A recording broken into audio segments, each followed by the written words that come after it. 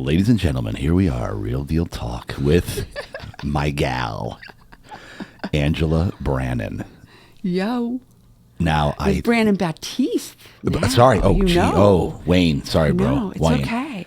Wayne's her husband. That's Wayne's last name. My bad, dude. Can I give you a fun fact, though, about that? Give it to me. The reason why I had to hyphenate my name is because Wayne, my most wonderful husband in the whole world, his younger sister, her first and middle name is Angela Marie. Are you serious? So I have the same name as her. So I What? had to hyphenate. And another fun fact, my husband's name is Wayne. My father and my brother, who are both in heaven, their middle name is Wayne. Get out of here. Swear I to didn't God. know this. I swear. That's incredible. Yeah, it gave me chills when I first met him. That's insane. I knew. It was like one of those, woo, you know. That is insane. And we were at your wedding. Yeah. And I was just telling my daughter, Jacqueline, because every night I put her to bed, since she, my viewers at this point, if you know me, I think I tell this a lot. I put my kids to bed every night. It's the one thing I do every bit since they've been born. And last night, so she'll ask what I'm doing the next day. What are you doing tomorrow? And I give her the lineup. All right, I'm shooting a podcast. And then she won't let me move on. And then I'll start, okay, then I'm going to work. Or no, I'm going to cryotherapy. She goes, no, wait. Who are you interviewing? I said, well, I'm interviewing Angela Brannon. Who's that? I said, she's the president of the charity that we're part of. It's all about the kids. Well, what's that all about? So she starts asking all these questions. I said, actually, you were at her wedding. She goes, I was? I said, yeah, you were the only kid allowed at her wedding. She goes, what do you mean? I said, because you were so well behaved and such a sweet little girl, you were the only child at that entire wedding. She goes, I was? Oh my gosh, she was so excited about that. This literally happened last night. All the other kids we had to have them leave. And then we said, we don't want you and Rachel to go because she's so adorable. She's not running around like a little monster. She was so adorable. She just stood there and she was so cute. She was absolutely adorable. Yeah. And then you guys were dancing and then she was dancing with people. Yeah. And we didn't want her to we didn't want her to leave. Yeah. Not at all.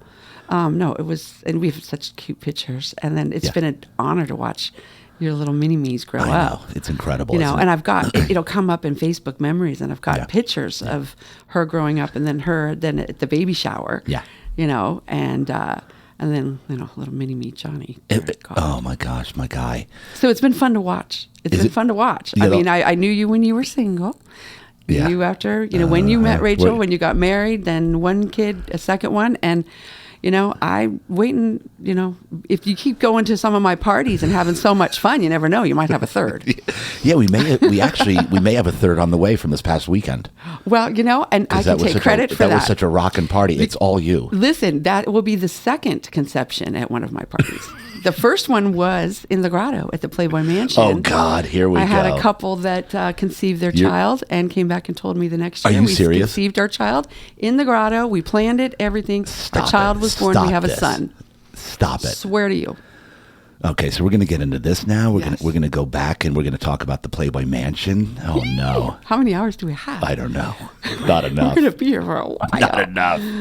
All right, so Angela and I, all right, let's get into it. How did we meet? We were going to start retracing the steps before the interview, but whenever I talk to my guests, I'm like, no. Don't tell me anything else because I like to do this on the air.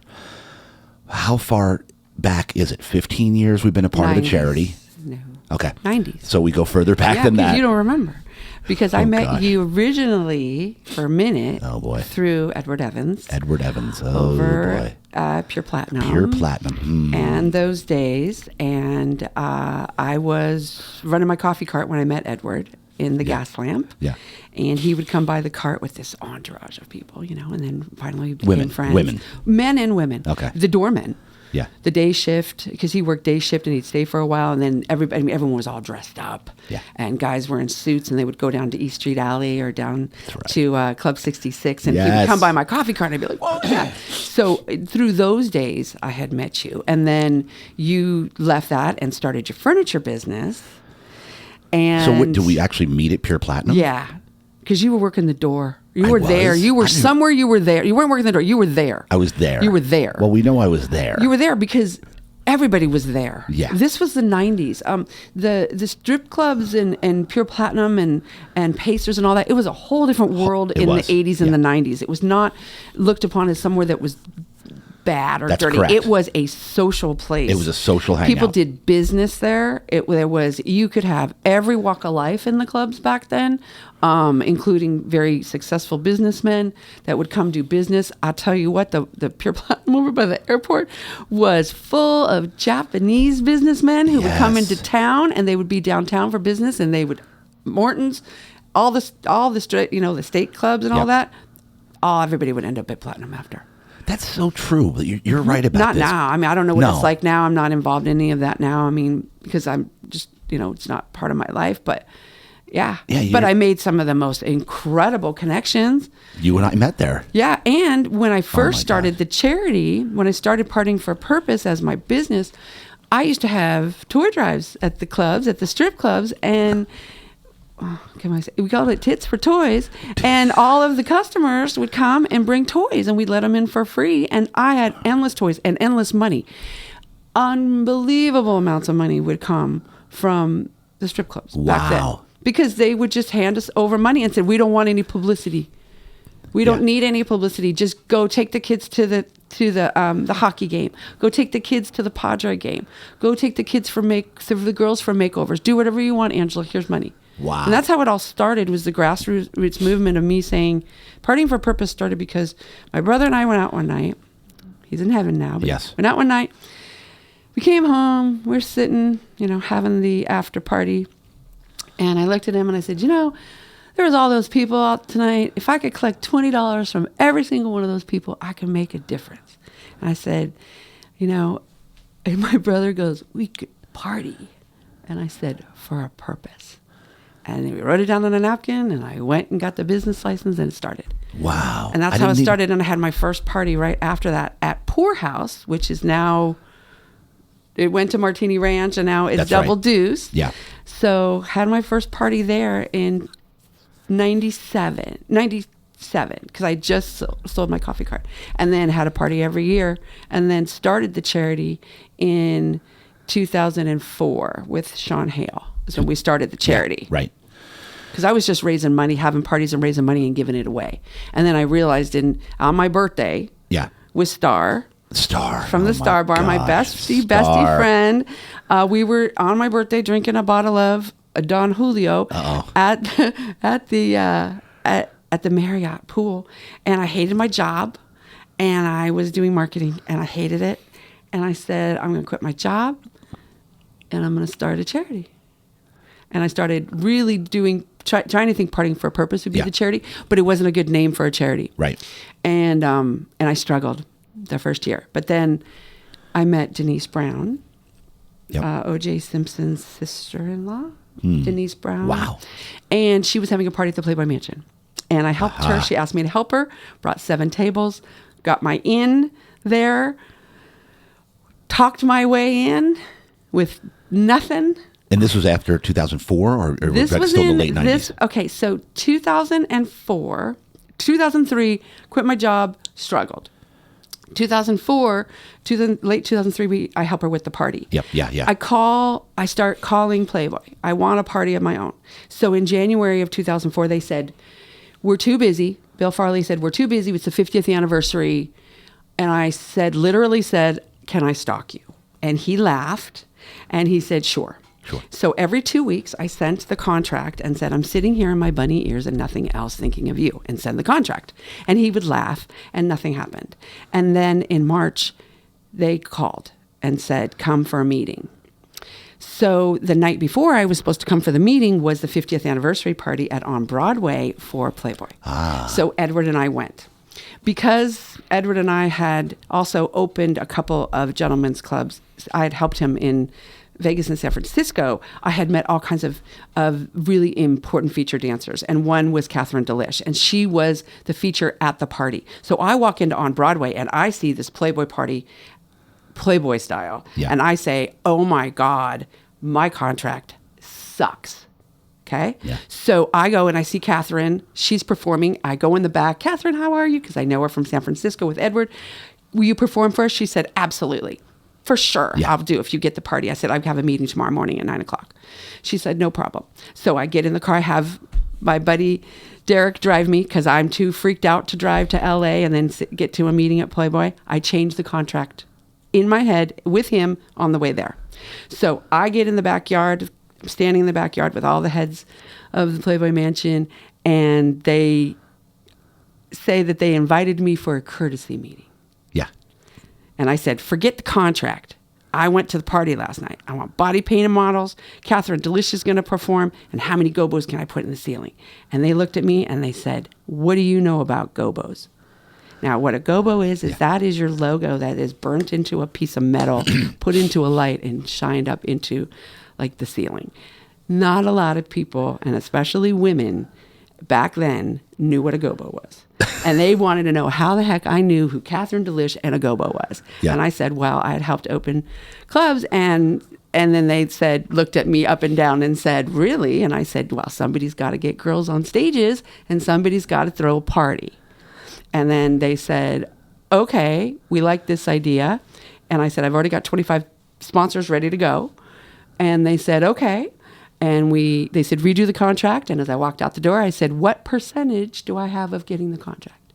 And they said, 95%. Ooh. And I said, okay. Jumped to the car, spent all night, rewrote the contract, did stage heights, everything, the most detailed contract they said they have ever received. Wow. They got it on Saturday morning, 9 o'clock. At noon on Monday, I received the email, your party has been approved. Wow. I did not have a 501c3. I had $52, $53 in the bank. Nothing. Oh my gosh. So the phone rings. It's Sean Hale. Sean Hale had been coming to my parties, went to the Playboy party, and he says, I just want to let you know I've been stalking you, and I want to take you to dinner. I have something to talk to you about. And I was like, oh, okay, cool. Because, girls got to eat. I didn't have food for dinner. Did you already know him at this point? Yeah, because he had been to the Playboy party. That's right. So backtrack at Denise's party. Yeah. I gave a speech. It was about domestic violence. It was a beautiful party. But as I'm walking around, and I was with my brother, he says, oh, it's such a great party. And I said, I want one. And he said, well, get your own party then. And I said, I think I will. Don't talk to him since. So he calls me. The day Playboy, I get the Playboy party. Wow. The same day. I want to take you to dinner. Okay. Next day we go to dinner. I sit across from him at dinner. He says, I've been watching you. I've been stalking you. I know you're honest. I know you're in it not for the money. I want to start a charity with you. I've got the money for it. I'll give you an office, a salary, whatever you want. I didn't say anything. I looked at him and I said, remember how you told me to get that party at Playboy? I got it today. And yesterday, and he goes, holy crap.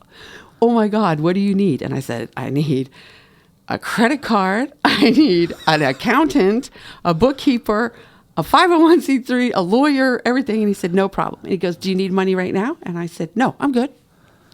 He said, I don't believe you. He said, open your wallet. And I opened my wallet and I had $1. And he took me to the ATM, gave me everything, a $300 limit out of that, gave me $300 out of that. And he said, let's go. We went to the bank on Friday. He gave me 10 grand. We put it in the bank and we took off. Wow. And there it was. And then 4 months later, we had the Playboy Mansion, first Playboy Mansion party, the very first one. Wow. And I rolled the dice every year after that. And we had 8 solid straight years. I think I was the only woman that was allowed to throw events there. There was one a month for every year. Yeah. So they only threw 12 charity events. And it would have to be approved, and then Hef would have to do the final approval on the parties. Right. The most generous man in the entire world. Yeah. Yeah. So all of this shenanigans, I will speak out the shenanigans on E-television and all of these fake shows that have come out saying what a horrible person he was and all that. Yeah. Those are money-grubbing, horrible people, because the people that worked with him and were with him for the last, 25 to 30 years, when they interviewed them, they didn't put them in the show. Wow. They would interview for days and they didn't put them in the show because they didn't have anything bad to say about him. Yeah, because they paint him in a good light, right? Because Isn't he that was crazy? kind. And that whole thing about the girls and all that. I'll tell you what, one year, so Pat Lacey was the woman that was in charge of all the Playmates. And one year we had to pay for the Playmates. They weren't allowed to sit. They weren't allowed to eat. They were to do tours and to walk around and to talk about the Playboy Mansion and to represent the charity. Okay. And one year, they were supposed to be there till midnight. At like 11:20, Pat Lacey walked up to me and she said, "I'm pulling the Playmates." And I was like, "What?" And she said, "One of your guests touched one of the girls in an inappropriate manner. They're gone." And she pulled the Playmates. So that's how they dealt with that. They treated women as if we were the queens of the universe. Yeah. If men in any way were handsy or disrespectful, security was on them, and those men were dealt with. They were taken off the property. They did not deal with it. Wow. Did you know there was security everywhere? There's cameras everywhere. They did not put up with that at all. We were treated as women as the most... I've never been put up on a pedestal as much as I was at the Playboy Mansion as a woman. Right. Ever. Yeah. In my whole life. Ever. Anywhere. Wow. So the whole thing about women treated badly and the girls treated badly is absolute shenanigan lies. We were treated, and the girls were treated absolutely wonderful. Like queens. And the rules they had, heck yeah. The reason why I have had to have the rules with the Playmates is because they were celebrities in Los Angeles. Yeah. So anybody who has a brain knows that there's so many horrible people in Los Angeles that will take advantage of beautiful women. That's why he protected them. That's why they had a curfew. That's why he didn't want them out of the house, because he didn't want them taken advantage of in Los Angeles by the creepy, horrible people. Wow. That's why. Not because he was a control freak. It's because of the horrible people in LA that were gonna really take care of, really, really hurt them. Yes. He had the Playmate house that was the house that was next that you weren't allowed to go to. Yeah, right. Right. No man was ever allowed to step foot in that house. Yeah. I remember. Nobody, you could look at it and it was really cute and it was adorable, Oh, yeah. but the game room was next to it and that was the game room. But no, none of this other stuff. And there was luncheons every day, and it was a very important place. And Hef lived there and stayed there because he couldn't really go anywhere because he was such a big celebrity. Yeah, He was a very private person, a very private and a very kind person. I mean, it's crazy very how the kind. the But he media did for just charity. tried to just paint him in the worst light After he died. Right? Isn't that crazy? They wouldn't have the Hollywood sign if it wasn't for him. You know, he paid to keep it. Did he really? They were going to have to take it down because he couldn't afford to maintain it or whatever, the city of Los Angeles. Yes, he ponied up the money. I didn't know that. Oh, heck yeah. Yeah. So that's a whole, I mean, I could talk forever about that. But I wanted to make a point because there's many podcasts, and the people that worked there that were his closest, Brian O'Leo, who you know, who is his head butler and also head of all the parties that I did with him. Everyone is just up in arms about the lies because it's so interesting. You go after somebody after they die. That's just shady. That's just shady. And there's a what is it, Netflix that has a whole series about? I think it's television, maybe Netflix. I don't know. I won't watch it. And I won't watch it because I will get angry, and I'm trying to relieve my stress. We started watching it, and it was fascinating. And I don't think they were really painting him in that bad of a light. Now that I got to think about it. As it goes, they do. They do. Ugh. Now, there's 2 different shows. There's several of them. Yeah. You know, and which is great. I mean, that's wonderful to have a show, but, you know. Yeah. But but on a different, I mean, but that party, I mean, created my entire career. Yeah, you were famous for this. Not famous for it, but I was able to move into circles and to meet people because of it. Yeah. It put me on a whole different echelon of What was the first business. one that we went to? Rachel and I. You went to the Brazilian Carnival. Because you went to the party at Jonathan Schiff's house. That was in La Jolla. I remember everything. Oh, yeah. You guys were there, and we had that party at Jonathan's house. That was at the house in La Jolla. Had the door that opened up, and it was the Brazilian dancers. So and good. We ran out of alcohol. Right. We went through so much alcohol. It was unbelievable. It was a very difficult but fun party. Yeah. I was mopping the floor at 3 to 4 a.m. A guest of a guest. We were talking about it this morning. Fringe friends. Yes. For those of you who have parties, do not allow the fringe friends to come.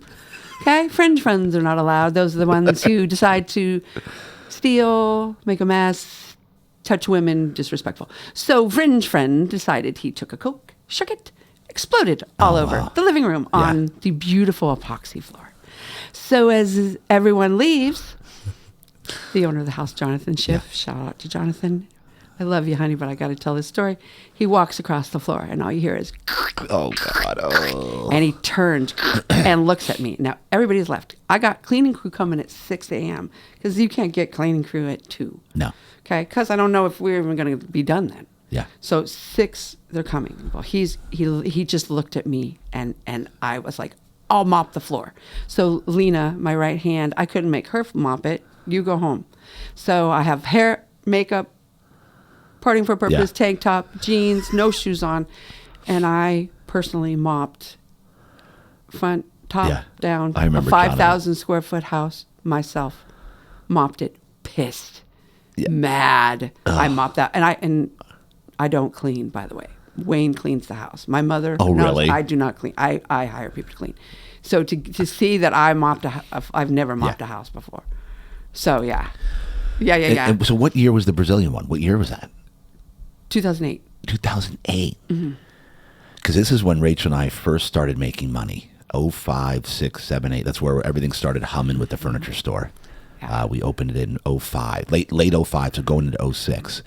So when you did that Playboy man, because we had to pony up like what, $5,000 to get in there? No, it wasn't that much then. It was $1,000 a person. Yeah, but I remember to get a table. It was to get a table. Oh, back then, how much? Oh no, they were that time. It was tables, and then I went to cabanas. So it was 10,000 or more for a cabana. But no, you guys got. I remember we put up $5,000. I remember that. I think that was the second. How many times? You guys went once? I think we went once. At one time. No, because you understand, it was the whole weekend. So you have a hotel. Oh, that's right. Because we took over the hotels. Yeah, but just to get into your thing was $2,500 a piece. No, it wasn't 20. It was $2,500 total for you. Okay, for me. It was $2,500 a piece for everybody else. I remember I did have because it was the VIP. Yes, because that was the VIP. Got it. Mm-hmm. That's what it was. But that was the last year that because it was included the Friday night party, the Saturday night party, and that was the last year we did the tent. After that, then we blew the tent off and did cabanas. And every year I changed the theme because I was insane. And we did the food different, the costumes different, everything. Every year was a different theme. So I always say, okay, how'd you dress if you can't remember what year? And then I'll tell you what year it was because I know what outfits were. That was like the craziest weekend Rachel and I had ever been a part of.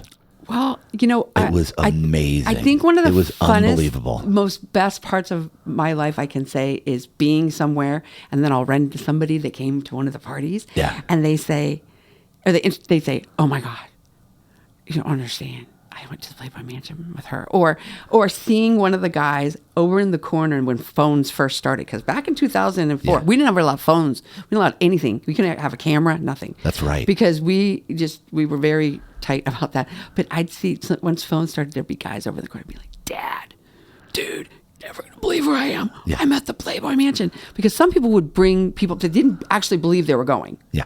Okay, because it was very exclusive back in the day. Before the other big parties started, nobody could go. So it was very, very exclusive. Once it got up to like 2 days before the party, if I had tickets left, I sold them for lots of money. Yeah. So I was got to be really hardcore and say, it's money and a favor. Yeah. So what are you going to do for the charity? It's not just money anymore because anybody can pay us money, but I only have 10 seats left. So what as a company are you going to do motivationally for the charity? So this is because understand that after Playboy went away, so did a ton of my sponsors because they were only in it for the party. Yeah. Unlike you. Yeah, we stuck around. You actually 2003 I have a T-shirt with Real Deal Furniture logo on it. Do you really? Yeah. 2002, 2003. It was probably 04. It's got to be 04. 4. It was 04 because it was, I did the life skills scavenger hunt for the kids. And I came to you and said, I need a T-shirt. And you gave me money. And so your logo's on the T-shirt. Oh, that's right. Mm-hmm. That's probably 04 for the 05. kids. So you came and helped me with the charity before the party. Right. You were helping me with the kids and getting money for goals games and stuff like that. Because then what we did was, after Playboy was gone, you still continue to help me. That's right. And then we did the big goals game where we brought everybody the goals and we went down and we got to go on the ice. And that was awesome. We had to have, that was so much fun. Yeah. The goals were such a big part of the charity when I helped the kids from the Toussaint And we got Academy. Tommy from Hardcore Fitness involved in that one. Yeah, and I that think was I just so saw that he fun. donated some stuff to the auction. Yeah. I thought I saw That's some Hardcore Fitness from stuff. Miramar. From Miramar. Oh, nice. Okay, good. Yeah. That's Krista Lombardi. Yes. Yeah. Yeah. See, and it's funny because some new people bought auction items and they were like, wanted their certificates. And I said, I have to understand that these are items from my friends. Yeah. These are not just people just donate and I just randomly get them. These are my friends. So when I give you the certificate, you get to know the owner of the company. You're Right. not just getting a certificate and maybe you'll use it. You're knowing them one-on-one. The same way as if somebody puts up on Facebook, I need a bed. Right. And I'm like, well, you have to get the adjustable bed because it changed my life. You made me too. Yeah. I came in to get a bed, remember? And you were like, no, Yeah. you're not- getting this bed. And because I, of course, I laid on it and I was like, I don't know if I can afford it. You're like, listen, you can afford it. Yeah. Because you getting it. you said, how many hours do you spend in bed? You got me. Because I was like 8. And then you're like, but you work at home. And I was like, yeah. And I was like, yeah. And I could work in bed Yeah. because I could sit up and my legs could go up. And it made a big difference, made a huge difference. Yeah. Huge Oh, yeah. difference in Yeah. our marriage, Oh, yeah. having that bed. Yeah. I told you. I said, I'm not allowing you not. Like when friends Nope. come in, I'm like, I don't allow Nope. friends to get crappy beds. I don't allow friends to sleep flat. And do I you don't. know when I left, I'm spilling the beans. What? Oh, God. I left a year ago. A lot of people don't know. I moved to Florida. Yep. And when I moved, my landlord sold my house, which was a motivating factor. But it was time for me and Wayne to live together. We had lived separately throughout the whole 13 years of our relationship. And the reason almost for 8 that years of was marriage. because- he worked for the airlines. He lived in Massachusetts. I lived in San Diego, and I wouldn't leave San Diego because my job and my friends were more important than anything in the whole world. And we were jet set, and we could fly back and forth. And I would be there for a week and 2 weeks and a month, and we go to Thailand, and we were all over. But then COVID hit. Yeah. And suddenly, the first month, remember, we were scared that the country was going to get shut down? Correct. And I was like, they're going to fly him home, but his home isn't San Diego. His home is Massachusetts. How much further can you get from me than Massachusetts? Right.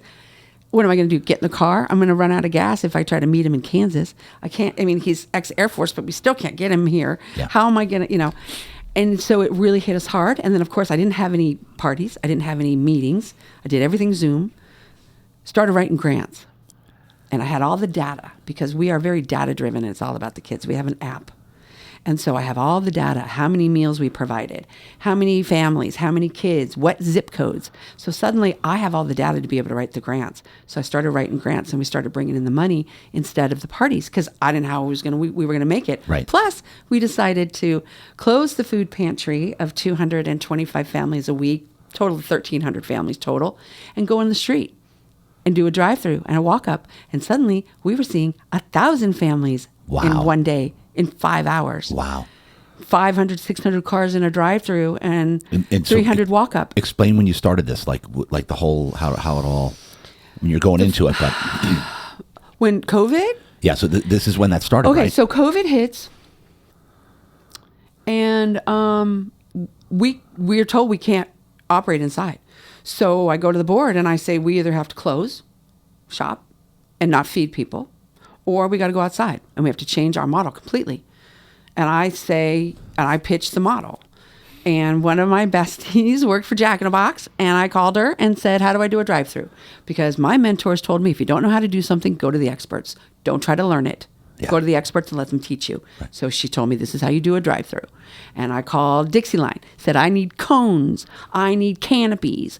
Because my chosen son, my son, works for Dixie Line. So I said, honey, help me. He talked to me. We'd already had a relationship with Dixie That's right. Line. Yeah. So it was called everybody, all the restaurants. I need canopies. I need tables. I need this. And we then went into the parking lot. But then we got kicked out of the parking lot because they didn't want the cars in the parking lot. So I had to move to the school. Then we had to leave the school and we moved to National City. So every time we got too busy or we grew, we had to move to another place. Then we got to National City and they told everybody loved us being there, but then they kicked us out because we caused too much traffic. Because we then got to over 1,000 families in one day, in A 4 day. hours. So we had Wow. 2 semi-trucks of food in one day. Wow. And I didn't know what was in the truck. So the truck at 6:30 would back into the parking lot, and they'd open it up and hand me the invoice. So I would say, okay, a pallet of oranges. Are they bagged? No. Onions? No. So we would have then a crew that would show up starting at 7 o'clock, and we'd have to bag the food, separate it, and then bag it again, and then get ready, and people would start lining up, and then the cars would start lining up, blocking driveways, causing traffic, almost running me over, calling me names. And how did the people know that you were doing this? Like, how did they get word? Because we have a text message program. So when we signed everybody up, we put everybody in the app. So then I would send a text and say, we're having the food distribution. And they would respond yes if they were coming. So I had sort of an idea. So suddenly I'd watch the app grow, and it would go 500, 600, 700, 800 RSVPs. I know I've got 800 coming. That means 1,000 are going to come because 200 in RSVP. Right. And I got new ones. And I can't turn anybody away. So at the very end, when it was getting dark, we'd have like 7, 8 bags of produce left sometimes. We'd almost be out of food, but we didn't ever run out of food. Wow. Never. And then we moved to a church. When was that? We moved to a church January 2021, and they embraced us and gave us a lease and let us stay there. And then they sold to the church next door and revoked our lease and locked the doors and kicked us out and called the food bank and said, don't deliver food to them. And we were almost in a lawsuit. And then we were homeless. This was April 2021. And I thought I was going to retire. And out of the ashes, I didn't know what we were going to do. Our stuff was locked up. The food was locked up. I couldn't serve any food. They wouldn't let us in. A Hispanic church. And so why did they do this? Because they wanted the church back. Because we could now, they needed, there's room, but they didn't want us there anymore. And they revoked our lease. So they didn't acknowledge our lease because they fired the pastor who signed the lease. Oh, really? It was dirty. Dirty. No kidding. Dirty. The dirt. And I couldn't tell anybody about it because I wasn't allowed to talk about it. Oh, my gosh. So, not by the board, but by others. Yeah. So, which I'm probably going to get in trouble now. But anyways, then I got a phone call from Paul Batta of Batta Fulkerson, who sits on our board and is our #1 most amazing partner ever. Yeah. Make sure we have food every month for the kids. They give me every reference I need. They title sponsor every event that we have. I pick up the phone, anything we need, all the time. This law firm, Batta Fulkerson, I cannot begin to tell you what they do. And it's not just us. It's 20 charities that they help. Yeah. They have a special fund that every time they settle a case, the money goes into the fund. Okay? It's amazing.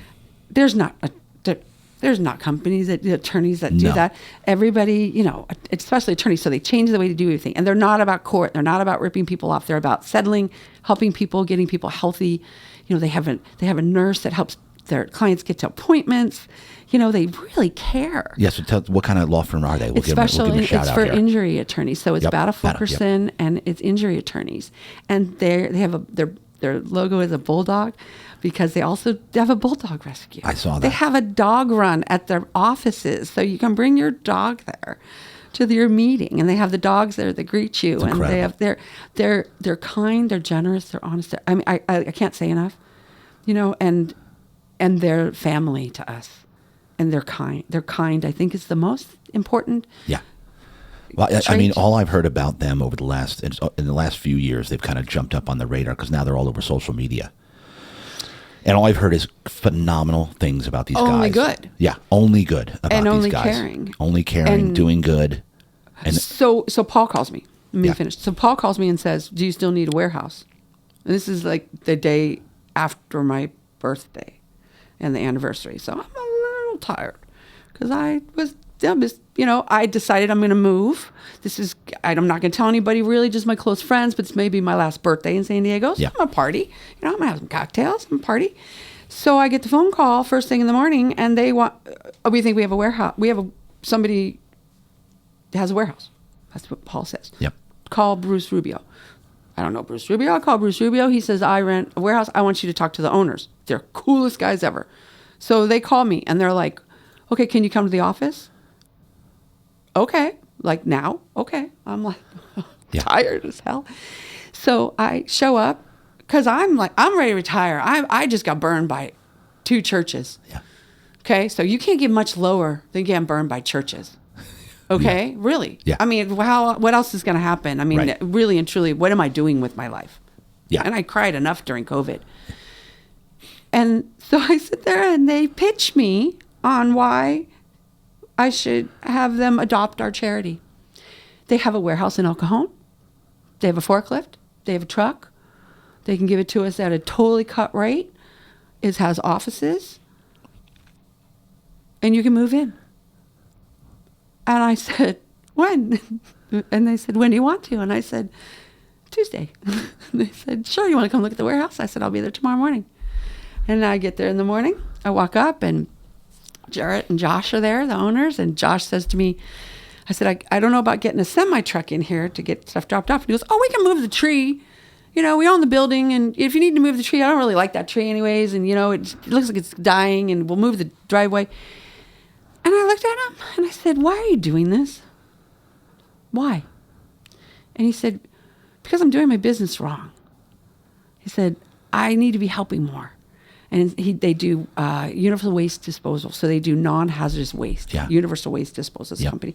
And he said, so when I collect all this stuff, I want to give it to you. I want to give you the clothes. I want to give you the shoes that we get from Rancho Santa Fe. I want to give you computers if you need those. There's all kinds of things that we collect, and then we're disposing of it. And I should be giving it to you. Plus, we have this space in this warehouse, and it's sitting empty. We don't need it. And I said, there's something wrong with you, just so you know, because there's not a lot of people like you. And I said, I'm going to have to rent a truck. He goes, no. We'll send the big truck. And Russ, one of the guy who runs the warehouse, comes with the giant, $150,000 truck to move us. 53-footer. With the pallet jacks, and then they let us use. They even trained our guys on all the equipment so they could use it, and they gave us a truck. We get to use a stake bed truck for our food distributions. Yeah. And this is pretty recent. This was a year and 6 months ago. So here I say, okay, great. So this happens, then I'm already saying I want to move. Okay, so this is about manifesting. Okay, but I can't move yet and live with Wayne until I get things in order in San Diego. Right. So wow, we have a warehouse. I don't have to worry about that anymore. We got a warehouse. Then the food distributions, we're doing DoorDash, and where we deliver to 225 families through DoorDash. And I have 2 amazing board members, Pete and Monica, who love leading up those distributions. They do, yeah. We do 30 cars come in 20 minutes. We're there Wednesday mornings, and they don't want me there anymore. They're like, you know what? We know it's not good for your health. We know that you need to be doing other things. You're better served in the office. Don't come. So I said, okay. I got the warehouse. It's under control. I've got an amazing staff that we hired from volunteers. So they already know what they're getting into. Right. And we pay them very well, and we give them perks, and we love them and their family. They don't need me. The food distribution doesn't need me. So I went to the board and said, I'm not needed in California and San Diego anymore. I'm moving. I'm moving to Florida. Wayne and I are going to buy a house, and for the first time in 12 years, we're going to live together in the same house because it's time. Yeah. Because I have to put my marriage before my charity, my job, and my friends. Yep. For the first time in my life. Wow. And he cried, and I cried, and the board said, what? And I said, but I can come back.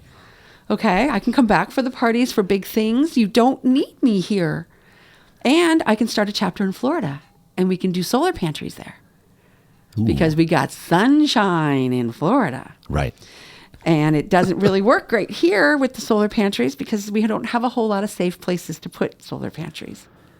Because no kidding. Our solar pantry got robbed. It got broken into. They stole the batteries. They cut a hole in the door in the broad daylight. Wow. In Barrio Logan, and cut all the cords and basically ruined it.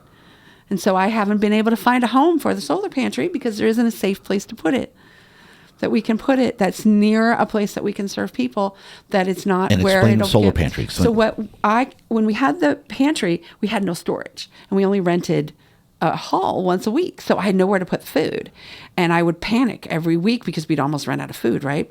So I love shipping containers. Yeah. And so I said, God, wouldn't it be cool if we could take a shipping container and make it solar powered and refrigerate it? So once again, don't know how to do it. Where do you do? Go to the experts. So my friends, Christina and April, worked for other electricians, and they're with IBEW 569. Yep. And I went to them, said, I don't know how to do solar. Help me. They introduced me to Steve Stepp, and he's an electrician. Same thing. He says, okay, let's do it. So we designed the first solar pantry. So it's a 20-foot shipping container. It is 1/4 of it has all the equipment. The other part is insulated with the Insulation Workers Union. It was a whole entire community effort. The Insulation Workers Union, they put insulation on the inside of it. Then it has solar on the roof. So when you go inside and you turn on the AC unit and it's all tricked out, it'll go to freezing inside. Wow. Okay. So I got all my friends to help me. I called up everybody, asked for money, said, can you help me? Give me money for this, give me money. And then we wrapped the front of it. It has everybody's logos on it. And we sat it in the parking lot. So then we would open it up, bring out the food that we needed so we could get food in advance. Or if we had food left over, it would be so we didn't have to panic. So I could have more families come the next day for more fresh fruits and vegetables. And then when it wasn't being used for cold, we'd put the dry food in there. Okay. And so the goal was to have them all over San Diego. But then COVID hit. Yeah. And then it was just focused on the food distributions. And then crime has been so huge here. I haven't been able to find a place to put it that it's safe, that you can't jump a fence and do the same thing you did before. Wow. Because I can't run the risk of going through it again. I mean, we still have to get it back running. It's in storage right now. To get it back running, it's going to cost about $2,500 plus some labor, but I've got the labor covered. But I don't have a place to put it. Wanted to put it at the schools, but then we had issues with the vaccine mandates and having volunteers come, and our charity doesn't have things in place to be able to test and vaccinate volunteers and all of that sort of thing. We're not big enough, and we're not mandated, so we can't do that. So that limited our ability to serve kids. And is that as of right now? It's sitting. It's sitting there. It's sitting in storage right now. Yeah. No At the kidding. border. Wow. It's not being used. And so if anybody wants a solar pantry and they have a place that has a lot with a big fence and a safe place, we can put some cameras up, we can refrigerate and freeze food. And then we can serve food right out of it. And because you can have food for 200 people inside and just have 200 families come and pick up the food once a week. And how did you pick your families along the way of who gets help? Whoever asked. And how did that word get out there? How did you get the word out there? Friends. Because we ask on the app when we sign them in, how did you hear about us? Number one is friend. Number one. Yeah. Because of word of mouth. Because when we had the food pantry, it was word of mouth. We started at the school. We started at King Chavez Primary. That's the whole program started. I was doing so much for all the other charities. And then the homeless teenagers that I helped, they shut down the school. So we just picked food. And because I had worked for WIC in the Commodity Supplemental Food Program when I got out of college. So I learned how to run a food program, but not how to serve people because I worked for the government. Yeah. So back then. So we started with food, started giving out food at the school, and then got our own food pantry. Went from 30 families to 150, like that. Crazy. And then went to 1,000. We have well over 5,500 families, but we serve close to 1 million meals. We have over 3.5 million meals that we have served since September 2017. We did 2 million during COVID, the height of COVID. 2 million meals? Meals. We were doing 40 to 50,000 a day. Wow. A day. Unbelievable. Mm-hmm. Serving, 1,000 families. So it was between 5,000 to 7,000 people in one day that were eating our food every night. And so right now, because this thing's in storage. The solar pantry shut down. Yeah. But I decided, okay, the big distributions don't work because we keep getting kicked out. And people don't have gas for the cars. Huh. Okay? And people can't fix their cars, and you don't want to sit in the line and idle. That's true. Because you don't have gas. That's true. So they're not coming to the food distributions because when the price of gas shot up, we had a food distribution, only 50% came. No kidding. Yeah. Okay. Because they couldn't come. Because that was the day that the gas went 50 cents up. Yeah. So that was like, why? That's why. The same day. It was a Saturday. So what we decided, because I'm a problem solver, we have the delivery program. So great. We've got those families that have no cars in the Barrio Logan National City area. They get delivered to every single Wednesday. We started a mini pantry at the Chicano Federation office. So when families come to the Chicano Federation to get housing, especially the immigrant families that are coming, that meaning the Ukraine family, like everybody from all over the world, they come to the Chicano Federation, not just the immigrants across the border. They stop in the kitchen and they can pick up food, diapers, and period products right there in the kitchen. So I don't have to help them in their own neighborhood. Like it's already there.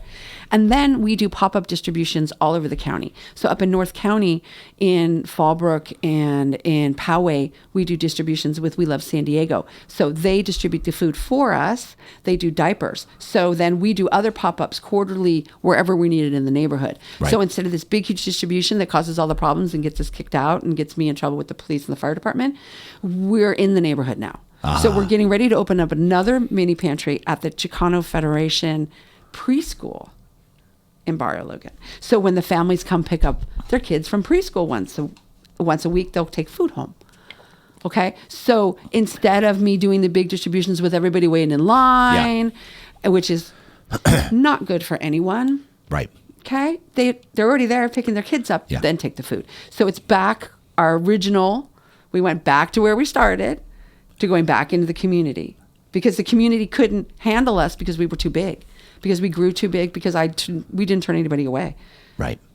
Because we couldn't. It was COVID. And so, Angela, go back again, because, and I don't remember if you told the exact reason, but what made you want to start a charity to begin with, and especially revolving around kids? Well, because you don't have any children of your own, correct? Kids. Correct. Okay. Go all the way back here. I made a promise to myself. I grew up, my parents divorced when I was young. Okay. I grew up without my dad. Yep. He was not in the picture. I had a stepfather who I refer to as less than excellent. All right.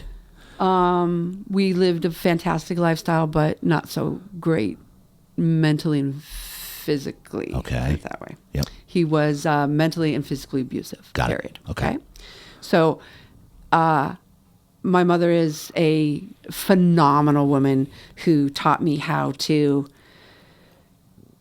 take care of a man, but be prepared for the fact that you might not. Okay. Okay? Got it. So I was raised Lebanese. I'm Lebanese and Irish, but I was raised Lebanese to be independent, to take care of people, to be honest. It was very much ingrained in me to be family oriented. But I promised myself when I was 16, I wasn't going to have a child unless I had a husband. Okay. But then what I did, because I dated and had relationships with men who were the combination between my father and my stepfather. So my picker was off. Yeah. So I chose not so great guys. Yep. Abusive, and then not great, and addictive personalities and drugs and everything else you can imagine. Yep. And I was in a fixer because I was going to fix them. And because they loved me, they were going to get better, and they never did. So then I just put myself in my career. So then I worked. Had you ever gotten engaged, close to being married? Yes. Oh, absolutely. I was engaged twice to the same man, and then I was engaged a third time. And what prevented you from getting married? Did you what am I doing here? The first time we got in an argument. The second time to the same man, I went to a wedding 4 months before our wedding and said that I don't have this. I was a bridesmaid in San Diego. Yeah. And I was living in New Hampshire. And I took my engagement ring off at the reception. Are you serious? Uh-huh. And said, I'm not getting married. And then I went back to Phoenix to see my family. What was the reason? You don't have what? You looked around and because he was an abusive man. Okay. And I was making excuses. Got it. And saying I was going to fix him. Get into this, because there's a lot of women listening and watching. No, because they're going through this. Because I thought that because he told me I made him so angry because he loved me so much. And that I was so effed up that nobody was going to love me. Oh, wow. Okay. And every time he did something bad, he'd buy me something. So we got a boat. But then let's go out in the boat. Hope you behave today because, boating accidents happen every day. And your mom would never find your body in the middle of the lake. He would say that. Yep. And walk out. Okay. But I'm in New Hampshire with nobody because I had left Phoenix to go live with him because he promised me everything to get back together. Yeah. And go back and live with him in New Hampshire with no one. And I don't have to work. I don't have to do anything. And I got there for a month and he said, oh, by the way, you got to work. And then you got to do this, you got to do that. And then the abuse started again after I was locked back in. And then it would change and everything would be great for a while and then it would be bad for a while. And it'd be great for a while, it'd be bad for a while. And the drugs and the alcohol and the abuse would start all over again. And so I started therapy. I do have to thank Oprah Winfrey because that was the days that Oprah show was all about women empowerment. Right. And it was all about standing up. And so I went into therapy to find ways to make better decisions for myself. And he hated it. Hated it. And I remember the therapist said to me, and this is something very important to every single person, men and women, he would throw things at me. Okay? Yep. And I would say, but he didn't hit me. And my therapist looked at me and she said, because you duck well. You have to face the fact that he threw it at you. And if you weren't agile, you would have got hit by it. But in your head, you think, but he didn't hit me with it, so it was okay. Right.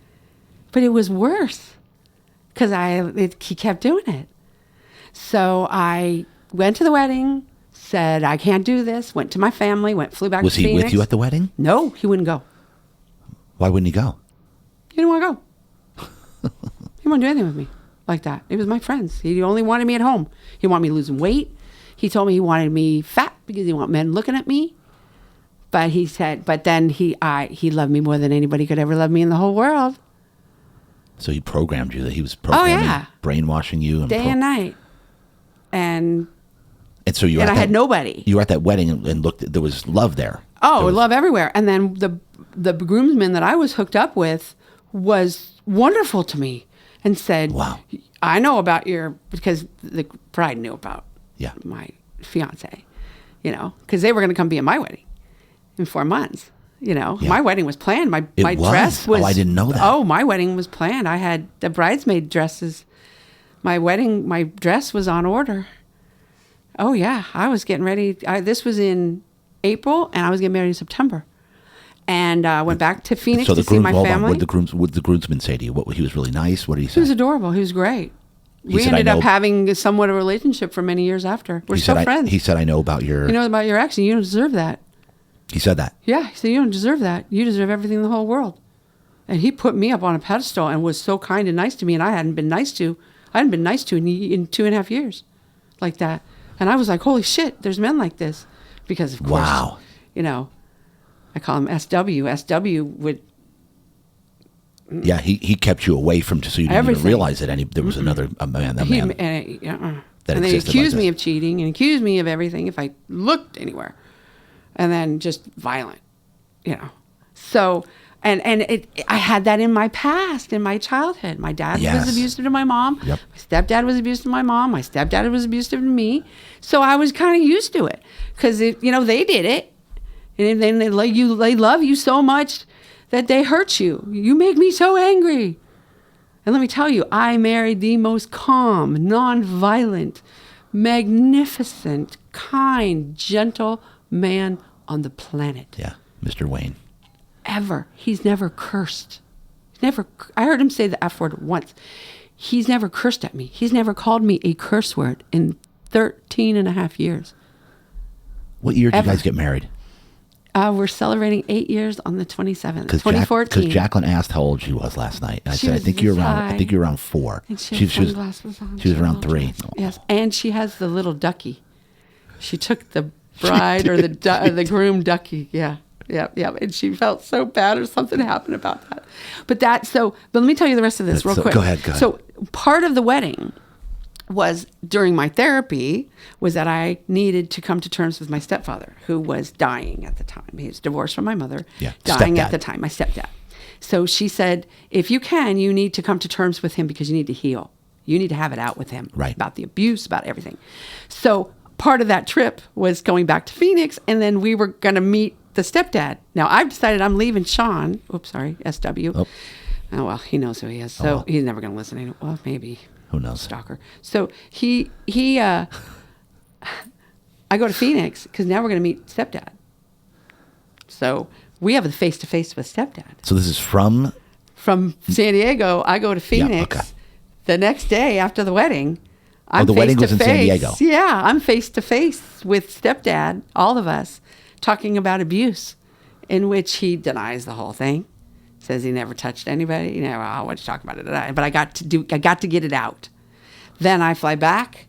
Now I got to escape because I can't tell. Every time I tried to break up with him, I would pack a bag. He would take the bag and throw it all over the front yard. All my clothes. Yeah. Snow. So the wedding you went to was in San Diego. San Diego. I go back. You took off your engagement ring off. You're done. Put it in my purse, but I got to put it back on because I got to go back to the abuse guy. Yeah. And I got to plan my escape. Okay, so get back. I start packing slowly because he goes to work every day. I'm starting to pack. I'd go to the post office. I'm sending boxes to mom. He's not noticing that stuff's missing. I then talk to work, tell him I need a leave of absence. I work for the state of New Hampshire, so I got tons of sick leave and stuff. Right. I need a leave of absence. I encourage him to go away for business overnight to northern New Hampshire. I fly mom in. She comes, picks me up. I pick her up at the airport. We get in the car. I have everything that fits in the car. I drive away. I've never seen him again. To this day? I left him a note. To this day? To this day, I've never seen him. I've spoken to him twice. Did he try to contact you? He wrote me a letter. He contacted my brother, and he threatened to kill me and every member of my family. He contacted your brother? Because he knew my brother. Yeah. He was friends with my brother. Back then, there's no cell phones at this point, right? How long ago was this? 93. Yeah, so cell phones There's were no barely cell phones. coming around. No, there was not home even. phone. Yeah, okay. Yeah. And so you just left. Because he thought I stole money from him because he forgot where he put it. I didn't take anything. I took the car and the debt and left. I never saw him again. Moved to San Diego. Moved as far away from New Hampshire as you can possibly move. Drove away. And so he called your brother. Called my brother and said, where the F did she go? She took my money. And he said, she didn't take your money. Look again. And he said, I'm going to fucking kill you. Sorry, I'm going to kill everybody in the family if I don't. Yeah. And he talked him down. And then he went into depression. And then he sent me a letter. And then he cried and begged me back. And the funniest part was he had Playboy magazines in which I used to cry over. Because I couldn't be that. I couldn't be what he wanted. He had these? He had them and he wouldn't give them up. And I said, but I can't be that. And it would hurt me that he had them. And when he wrote me the letter, he wrote, I'll give them up. And it was, too late. And I thought, wow, what an evolution in a life that I then started having parties at the Playboy Mansion. Because me as a woman, I healed from that, went into therapy, healed from all of that, okay? Became the woman that I am today and had enough that I could go step into the Playboy Mansion, meet Hugh Hefner, when it was something that used to make me cry on a daily basis. Wow. And when I told Playboy that, all the friends at Playboy, that I used to cry over it, and it was part of a breaking up of my relationship, and it was a real horrible part of my life, and now I'm here because I realized, no, I can't be in Playboy magazine, but I sure as hell can have a party there. Yeah. And so this is an incredible story, Angela. So when you got to San Diego, what's the first thing you did? Did you? I stayed with the bride and groom. Right? I hung out with him for a little while. Hung out with the bride and groom. Let me live with them. Okay. Wow. Started so they were all for for this because they knew this 100%. guy was, They let me rent a room in their house. I had just a little bit of money that I had saved. Okay. So I got a job right away. Started waiting tables again. Got a job then with the working for the WIC program. So working with families again. Working $10 an hour, but making more money cocktail waitressing. Got my own apartment. I knew only 2 people and the guy, but we just stayed friends. And then I started working at the racetrack and slowly, and then I moved downtown and kept waiting tables. And then I bought my coffee cart And Where were you waiting tables? at Bistro Baco, which was above East Street Alley, which is across from No kidding. a Star Bar. Yeah. And I was the first woman who was allowed to wait fine dining. They wouldn't, anywhere in the Gas Lamp, it was only Italian restaurants, and they wouldn't let women work at night No in kidding. the Italian restaurants. Oh, very sexist. Wow. And that, I'll tell you that story. We sued Bistro Baco. I can talk about that. We sued them, 3 of us women and 3 Mexicans on the staff. We sued them for racial and sexual discrimination because they were so horrible to us. Closed the restaurant down because they were so horrible to us. Really? The owner was so horrible to us. He would tell me on a regular basis that he wanted to F me. Oh God. And I was working and I was married. I was engaged at that time to another man who was a drug addict, and I was the moneymaker in the family. I was working 2 jobs. I was waiting tables, making big money back then, but paying for everything. So yeah, we sued him, closed that restaurant down. And we didn't make much money. It wasn't about that. It was about shutting him down and never doing that to anybody again. Right. He would tell the Mexicans, don't talk to anyone. You're this, that, every slur, everything. But at that time, we were making money in the Gas Lamp. And when you're making that much money, and then he'd blackball you, if you tried to quit, you would never work. And back then in the restaurant business, it was all about where you worked before. Yes. Oh yeah. So he would blackball you. So, I got stories about the Gas Lamp in the early days of how it was. Very Wow. sexist, very racist against with the way that it was, because it was the Italian restaurants, and then it changed. Then it exploded. The Gas Lamp exploded, and we got the Gas Lamp Association, and then all the restaurants moved in, and then suddenly the bar backs and the bartenders became the managers, and then they became the Right. owners. Yes. That's okay, and everybody moved up from the bottom to the top. Okay, And I was in that era. I was in the bouncing. the East Street Alley. Yep. I worked at Blue Tattoo. Yep. That's also with Blue Tattoo, Yeah. with all the Samoans. Because Star and I would walk in. That's more because Star and I would walk in because I had my coffee cart. You guys would come get coffee. But she and I would walk into Blue Tattoo. And we'd go remember. downstairs, and JoJo Anamoto was down at the bar, and then Nick was at the bar. Do you realize I just ran into Nick 2 weeks ago? Oh, God. I'm not kidding you. I am not kidding you. I love Nick. We were talking in a circle for about a half an hour before we realized who we were.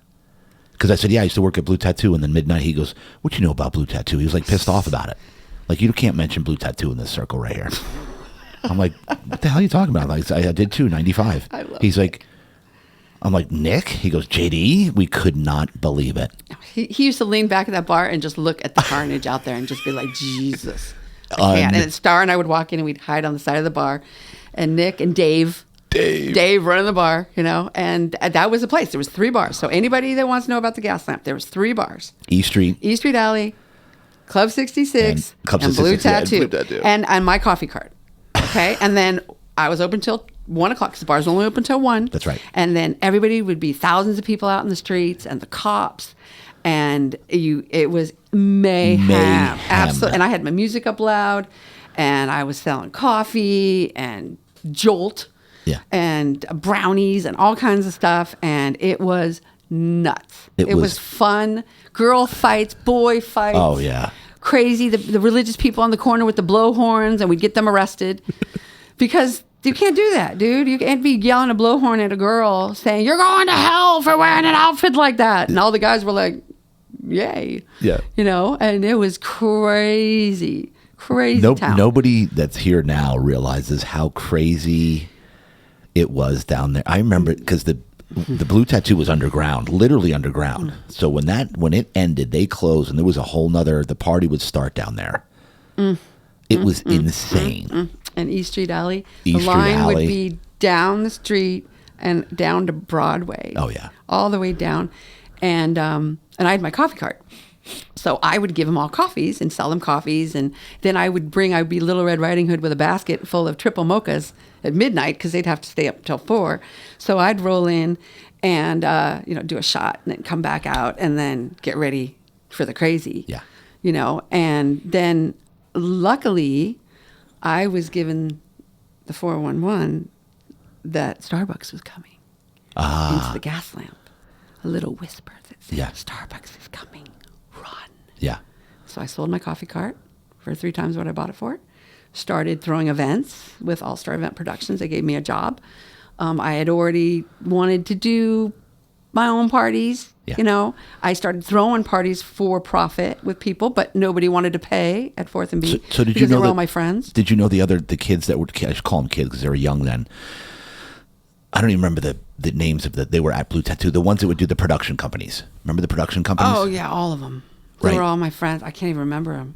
For some reason, I can't remember right now. But you had what was But Dre? One was called Dre. The kid's name was Dre. Oh, yeah, Dre, but also it was Polka Dot. That was... Oh, yeah, Polka Dot, yeah. I And mean, Dre that was Jim Productions.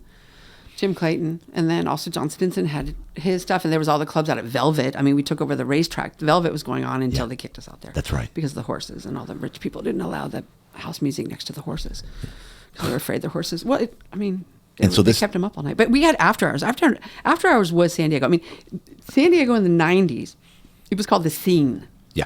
I mean, it was the scene. Right. Literally, the after hours would end because you had Montage, which is spin, Montage. but Montage was open till 4. Oh, yeah. You had East Street Alley open till 4. Yep. People would then kind of wander because then Starboy would open at 6, West End would open at 6, Silver Fox would open at 6. People would be sitting out front waiting. So everybody would leave, come back to my house for the after party, and we would kind of half change our clothes. So I would have like the sparkly dress, but the Keds, okay, and a hoodie, and makeup, and hair. Yeah. In a bun, because my hair was all crazy by that time. Because we'd been up all night, Right. because I'd been promoting the clubs, or at that point, back then, they would just ask us girls to get up on platforms and go-go dance. There weren't real go-go dancers Right. back then. That was just us, girls, that would do it for drinks. Yeah, I remember. And water. I remember. And, and I was a promoter, so I would come walking up with, Angela plus 20. We'd make a joke, I am the list. We'd make these big jokes, but it was after hours. I mean, it was open solid till 4. Oh, yeah. Yep. And then it would go the whole weekend, and then there'd be Sunday would be Barefoot. Barefoot Bar. Oh, my gosh. Okay, Barefoot Bar was the place. Okay, and then Monday night, dinner at World Famous. World Famous. So that was, my gosh. lobster tacos. And so we'd slowly make our way in there. And then it would slow on Tuesday, Wednesday, Moose's? go to Hillcrest. Was it Moose's, or we go to Hillcrest, go to Rich's. Thursday, go to Rich's. Yeah, or Thursday Moose's, was or Rich's. then Moondoggies. Yeah, Moose's was Wednesday and Sunday. And so it was more PB on Yeah. the Wednesday, Thursday, but downtown solid Yeah. on Friday, Moose's Saturday. was Sunday night. Oh, Sunday night. The moose was loose, we'd say, every Sunday. And then what else? And then the one club opened, Far West, something opened. Bar West. Bar West. Yep. So that opened. Then finally PB had a club. Correct.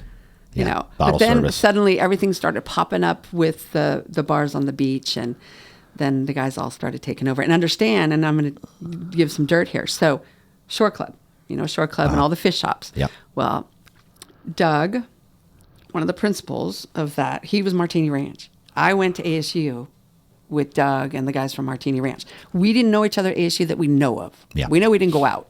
We didn't date. But they were in fraternities, and I was a little sister for a fraternity. We know at ASU. We were there at the same time. We all know we Right. partied, right? Well, when they closed Martini Ranch, then they opened Shore Club, and they opened the fish shops, okay? But Billy was a bartender. Billy became a partner. Larry was a barback and a bartender. Became partners. They became partners. Doug brought his crew in, and they all became partners and started Shore Club and started branching out. Right. Okay. So that's what happened in San Diego, unlike any other city that I know of, Yeah. is where owners didn't just stay owners, they brought their people up.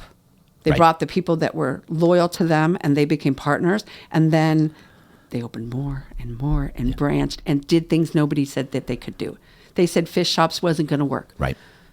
That concept won't work. You have to have waiters. And they said, no. Fish too expensive. It's going to be too expensive. It's not going to work. And I remember sitting with Doug and Billy, and they said, everybody's telling us it's not going to do it.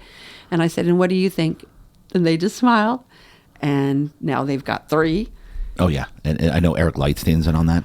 everybody's got a piece of it because they brought in good people so that they could grow and be successful, and they take good care of their staff.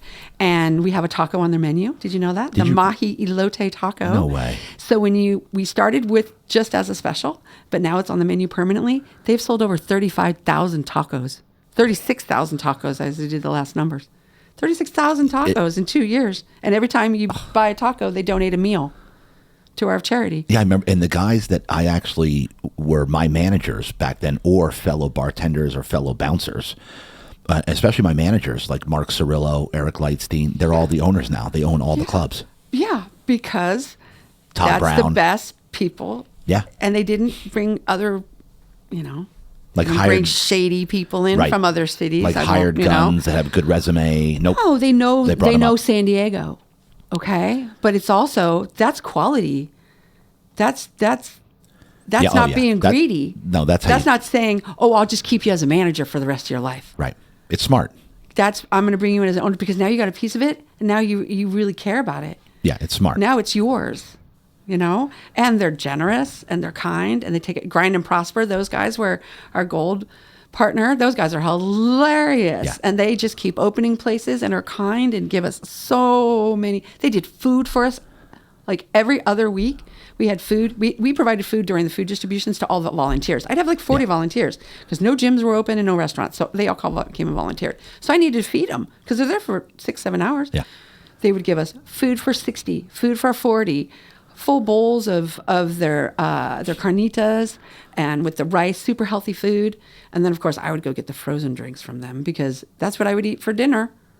Because I was so hot and so tired, I would just eat a frozen margarita. And now, so you were getting on. We were getting on your childhood, leading to that almost marriage. Mm-hmm. Remember, I said, what made you start the charity?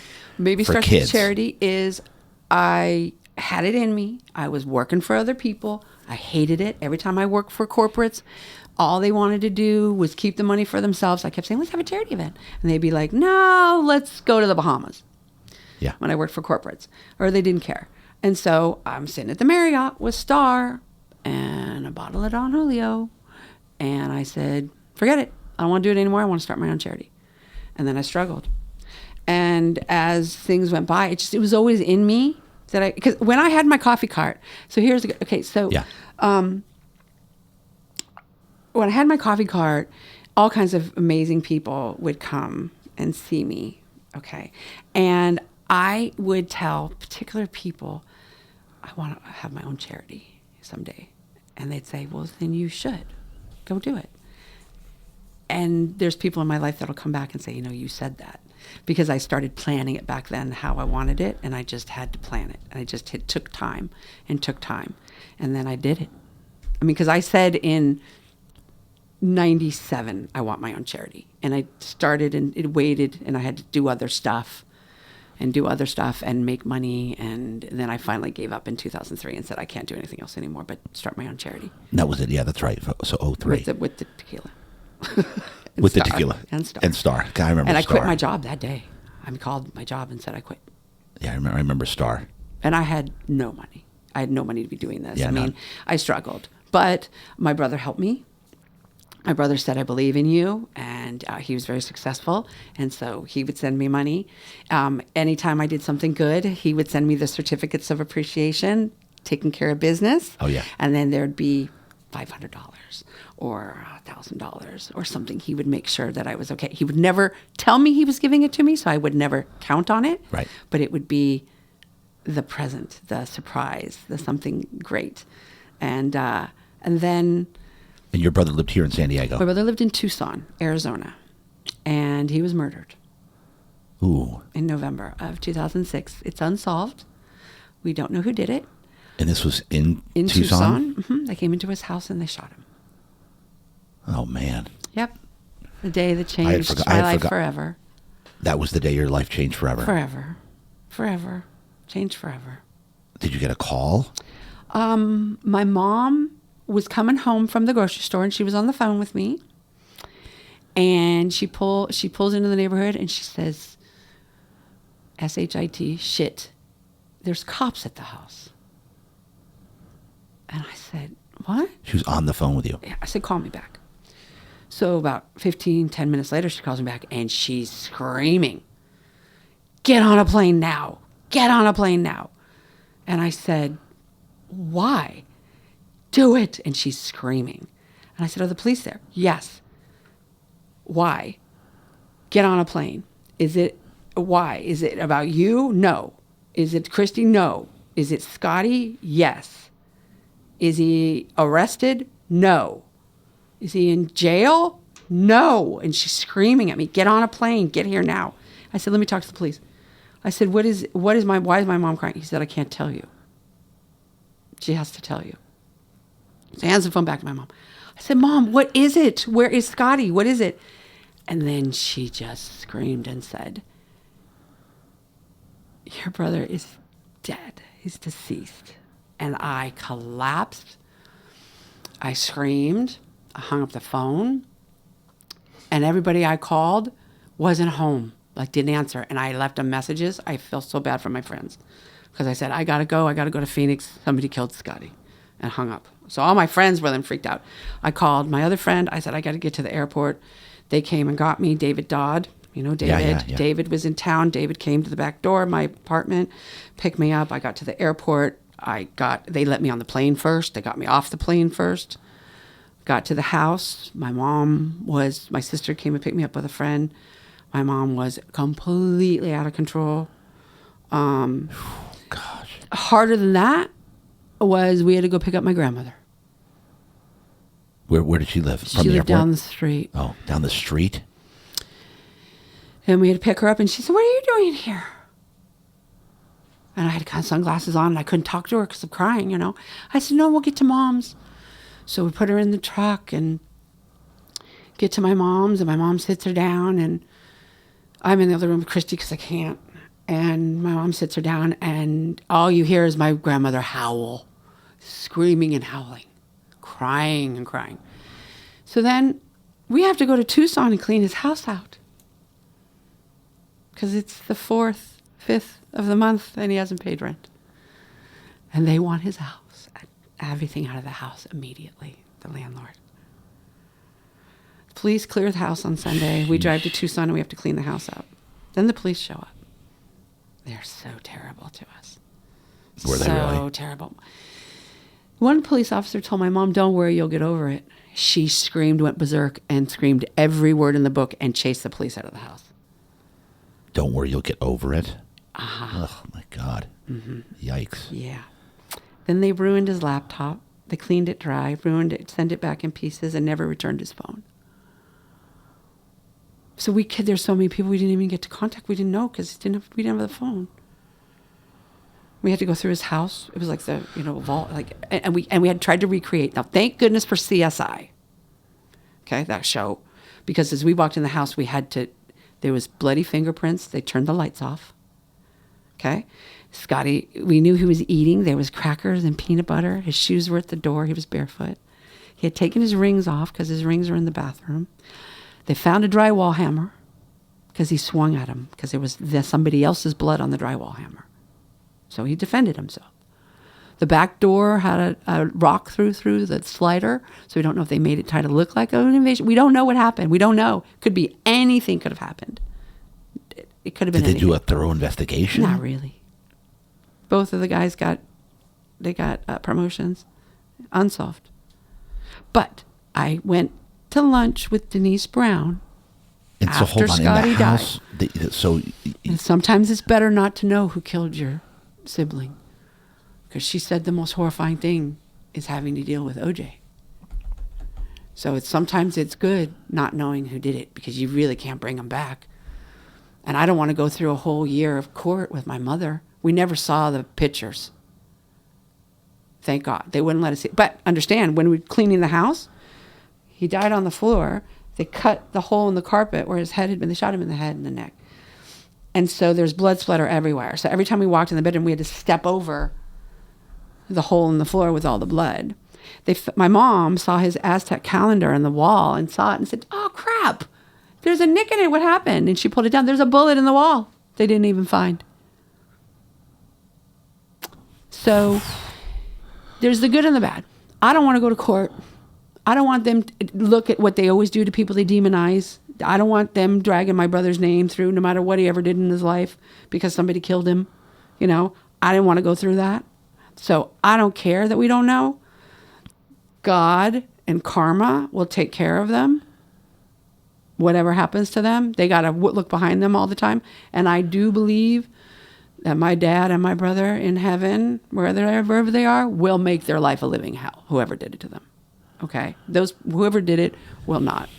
But when I see my brother, and I also hear this, after it happened, Yeah. because I had a choice. I could put billboards up. I could go full-fledged. We could have gone crazy with it. But I heard my brother say, it's not your deal. Go live your life. You're not going to bring me back. It's not your deal. This isn't your deal. And the other thing, my brother didn't really like this world. My brother was Gandhi and Bob Marley put together. Oh, really? Yep. Kind, generous, sit back, and then walk through the hotel and hand out $100 bills to the maids and never tell anybody.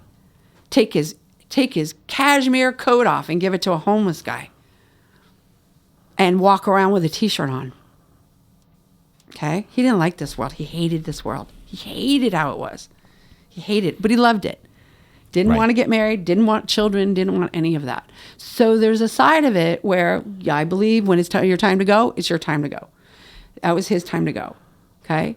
I also asked him for Wayne on Christmas. I said, please, Scotty, bring me somebody good. I haven't lived with anybody in a long time. And I'd really like if somebody brought me some juice right now. It's exactly what I said. And 3 months later, here comes Wayne. Wow. We met online. We would have never met in person. No way. I saw his profile. I thought, oh my God, he's so cute. And then he's in Massachusetts. It's never going to work. I'm not even going to try. And then he saw that I had seen his profile, and he sent me a message and said, your profile seems very interesting. I'd like to get to know you. Let me tell you this, because we're probably going to tell you. You want to know what my profile? Want to know what my profile said? What? Oh gosh. It's so bad. Oh no. I live a VIP lifestyle, so if you're not comfortable going beyond the red rope, don't bother. That's what it said. Mm-hmm. Oh my God, I love that. I know it's like I totally identify with that. If you're not comfortable going beyond the red rope, don't bother. And he was like, what? That caught his attention. Mm-hmm. It seems, and my picture. It seems very interesting. And we talked every day for a month. So what happened? Hold on. So when he said, did you say, all right, I was like, text I'll me, try call it. me, or? We messaged, and then he messaged with full sentences and not you are and all that. And I was like, oh, he's smart. And then he said he works for the airlines, and I was like, ooh, it could work.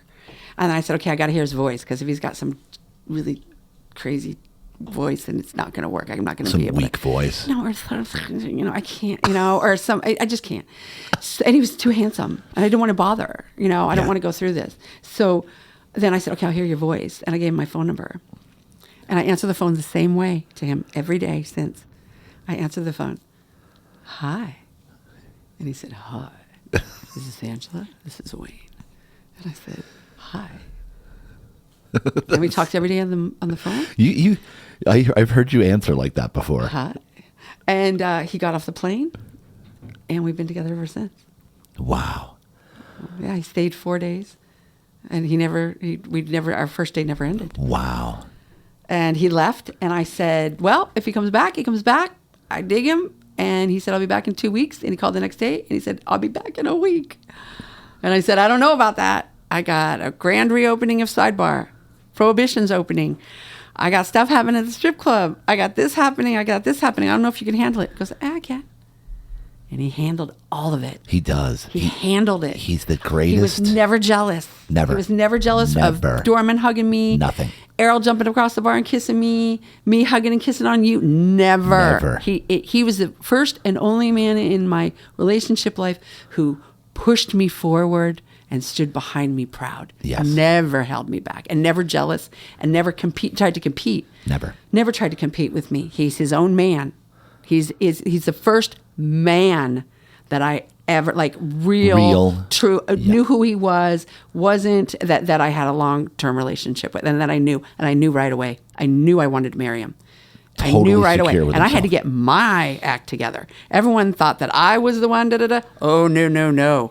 I had to prove to him that I was marriage material, not him. And ladies, listen to what she's saying. I right now. had to prove it to him. I had to prove that I wasn't single girl. Ladies, listen to what she's saying. 100%. I had to act like I was not single girl. I could not stay out all night. What I still did, but I had to be around girls. I decided I wanted to be there for him. I wanted to say what I was going to do. I wasn't going to be flighty. I cooked for him. I wanted to prove to him that I was going to be the wife that I knew I wanted to be. And I find nothing wrong with traditional roles for women and men in the house. I am a weird person in that if you do not let a man be a man in the house, you're gonna get a wimp and you're gonna demasculinize him. I can't even say the word because I hate it, and it's not gonna work because Okay. I am a strong alpha female. Yes.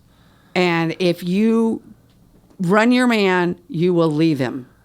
You'll push him away. Absolutely. So if you ask a man to do something, be careful who you choose, because you choose the man who does what he says he's going to do. So if I ask Wayne to do something, I don't have to ask him again. I also choose when I'm going to ask him, though. Yeah. If he's busy, he's busy. And I can't expect him to drop everything and do everything for me. I have to learn that. But he has his role in the house. Okay? He has to be the man. I have to be the woman. Or else we don't have a marriage. Right. Listen to this, ladies and gentlemen. Okay? Listen. He has to be the man. Ladies, I listen. want him to make the decisions. Yeah. I make the decisions in my job. I don't want to make the decisions at home. I want him to treat me like a woman. Okay? Men, lead your home. Please. Lead your home. Make the decisions. You're in charge. Take the garbage out. Do this, do that. I don't want to make the decisions. I don't want to do it. Yeah. We start at the very, very beginning. We go on vacation. I don't even know the name of the hotel half the time. Isn't that great? His sisters think it's crazy. My mom's like, what do you mean you don't know? I said, I don't even know. I just have to know what time. I don't know the flight number. Listen, No. ladies. Because I'm supposed to Listen, look cute. men. I don't need to run everything. Because if I run everything, what's he going to do? Christopher, listen. No. JD. Spencer, listen. JD. If I run everything, what's he going to do? That's right. Pick up after me?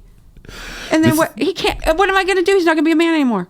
And that's not the man I married. I married the man that took care of me, that I'm sorry, opens the door for me, that says, carry your bag, carry this, you're not carrying anything, brings in the groceries, does all the man stuff at home. That's right.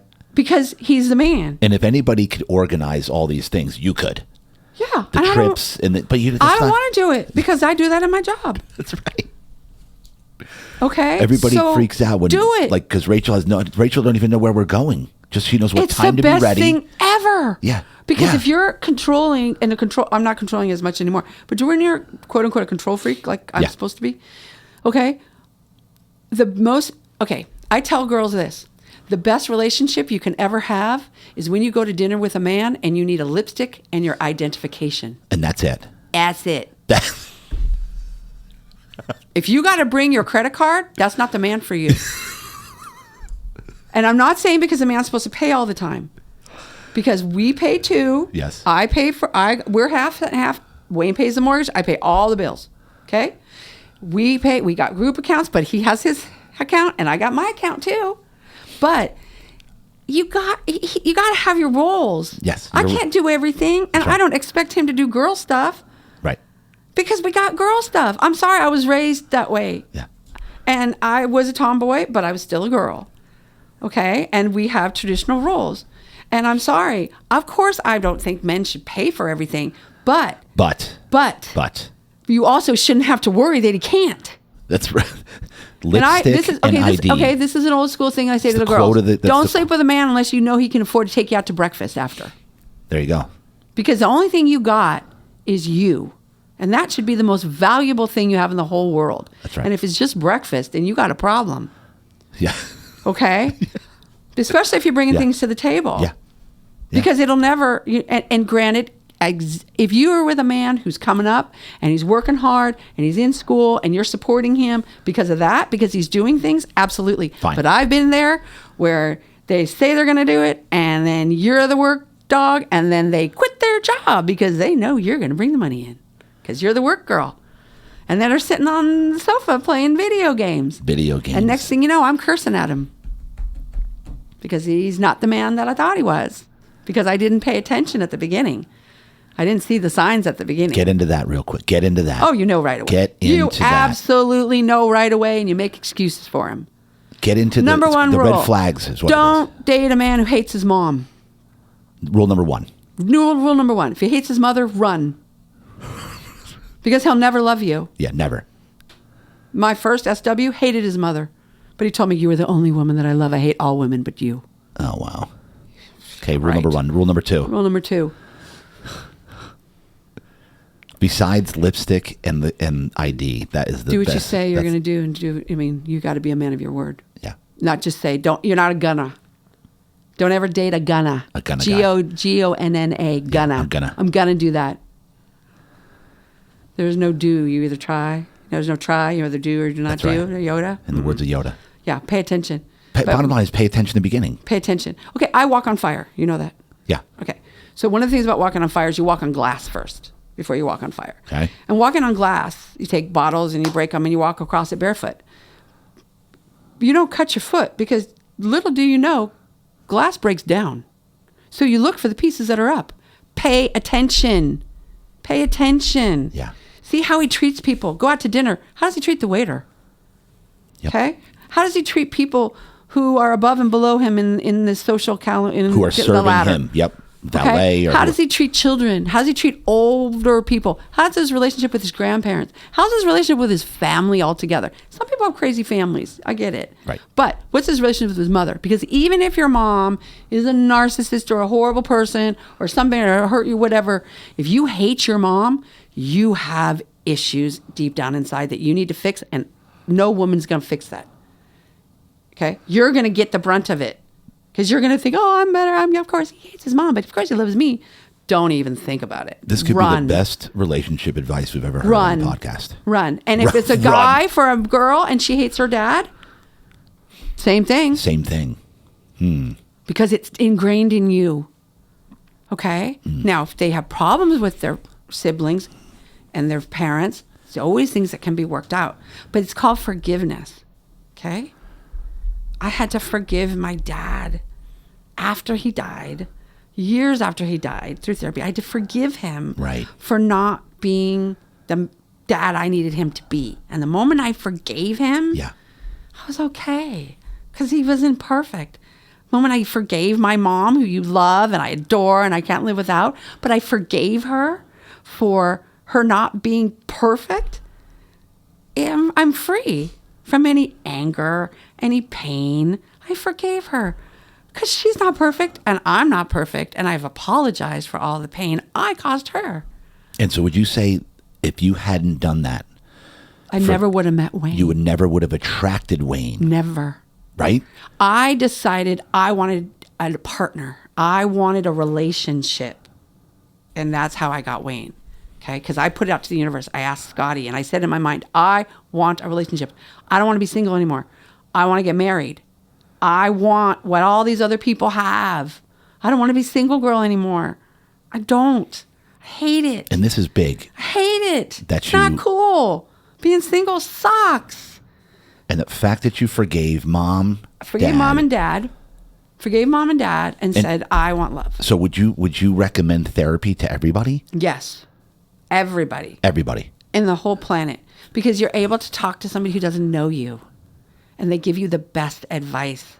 And it's not advice to do things. It's to think about it. They make you think about it. You duck well. I'll never forget it. Yeah. Yeah. My mom said the biggest game change or biggest monumental moment in her life is when she went to a therapist to try to work it out with my alcoholic, non-existent, selfish dad. He went to the bathroom, and the therapist, while he was in the bathroom, looked at her and go, "What are you doing? You're in the position you're in right now because you're allowing this to happen. Stop it." She goes, "It was the last therapy session I ever had, and I opted for a divorce like the next day." Correct. She says, "You're in this position because you're choosing to stay in. You're allowing this man to treat you like this. It's over." But get a good therapist and make sure that you do your due diligence to therapy. Correct. Because there's some good ones and some bad ones. Right. But it's about talking to somebody because you can talk to people you know all day and they're going to tell you what you want to hear. Yeah, exactly. Okay. But this is talking to somebody you don't know. That's right. And they give you I went to get the tools to make better decisions. Okay? Yep. So go to make better decisions, because I was not making good decisions in my life when I went. And I went different times in my life. Right. But the last time was the biggest one. And then the other thing that she did too, and this is very important for people like me if you're out there. So I also said, I don't have a dad. And she said, what do you mean you don't have a dad? She says, you always talk about your mom. I said, I don't have a dad. She goes, yes, you do. And I said, well, she goes, was there any good times? Are there pictures? And I said, yeah, there were, from till I was 4. And she goes, well, you do have a father. She said, so where are the pictures? I said, my mom has them. She says, well, be very careful. You don't want to go to your mom and say, I want the pictures, because those are your mother's pictures. Those are your mother's memories too. She said, go ask if you can make copies of the pictures and then put the pictures up, because that's your father. You have a father. He may not have been the father you wanted him to be, but you had a father. So I have pictures of my dad, along with pictures of my family and my mom, even though he was not in my life, because I have a father. The moment I realized and said, I have a father, then I could love a man. Wow. Because instead I said, I don't have a dad. Then I had a thing about men, because he hurt me and he wasn't the perfect dad for me. And then I had the less than excellent stepdad. And then I had the horrible boyfriends. But as soon as I forgave everybody, and then I forgave me for making all the bad decisions and said, now this is what I want. And everything in my life that I've wanted, that has been good for me, that I've wanted, and I've said, I want this, I write it down. I'm very clear what I want. I get it. Absolutely. And I believe in that. You write it down, be specific. Don't, I want a man. I want a kind, gentle, what did I say? Financially stable. I need that. I need somebody. He made me financially stable. Wayne was the one who taught me to live within my means. You don't need to popping bottles. Yeah. Yeah. Putting it on the credit card. Good I've old been Wayne. debt free, except for we have the house, but other than that, I don't balance on credit cards. No way. First time my whole life. That's Wayne. That's Wayne. No. Wayne is the best. Made me, but back to me being a better person, I had to decide that I wanted to be the person he wanted to marry. Right. So I had to start acting like it. I had to stop cursing, except here. I had to stop cursing so much. That's the key. Is to attract a quality human being like Wayne. You had to be the quality woman that a guy like Wayne wanted. And you want to know why he said right. he fell in love with me? He saw my champagne and purses party. And he saw the way that I managed the party and how I treated people and how I was doing something good for the world and how it all came together. And he was enamored by it. And he fell in love with me and said, wow. And he said, but it's how I treated people, because there he paid attention to how I treated people. Yes. And how I treated the people who work for me. And also they understood my crazy part and how I freak out. And blah, blah, blah, but it's not personal. Right. But also how I had a kindness in the world, and that's how he fell in love with me. He didn't fall in love with me because I was having parties at the Playboy Mansion. He didn't fall in love with me because I popped bottles and because I got in first in line at the club. All the other guys did. Right. He fell in love with me for who I was, because he saw me for who I was and not the party and not partying for a purpose and not the charity. He saw me for me finally. Okay. And I saw him as somebody who was an outsider who loved me for who I truly was. He saw me cry. He saw me scream. He held my head when I threw up. He knows my past, everything about my past. I told him everything in the month in the phone. I tried to scare the crap out of him. I thought, you know what? Tell him everything now, because you're going to find out once you come to San Diego. Yeah. Tell him everything now. Told him I use cannabis. I'm in San Diego. I can talk about it. I use cannabis for pain. I'm in terror. My health is bad. You have to deal with the fact that I may not live as long as you. You know, I'm lucky to be lived this long. I almost died after we got married. What happened there? I have a blood disorder that I didn't know I had, and I was toxic. My ferritin level was nearly, I don't know, like 1,500, and it should be 50. That's the amount of iron in your blood. I can't. Wow. I store iron in my body. I can't get blood out of my body, so I store it. and it caused arthritis. It caused my back issues. I have arthritis all throughout my body. I can barely walk when I wake up. But I thought I had cancer because I didn't hold down food for a year. Oh, wow. And I just didn't tell anybody. Yeah. And he couldn't take it anymore. And I went to the doctor, and then we found out. And then I started going for phlebotomies. And I went for a phlebotomy every week for happy hour by myself, once in a while with someone else, for about a year and a half. So everyone thought I got married and just like didn't go out anymore. It's because I couldn't go out.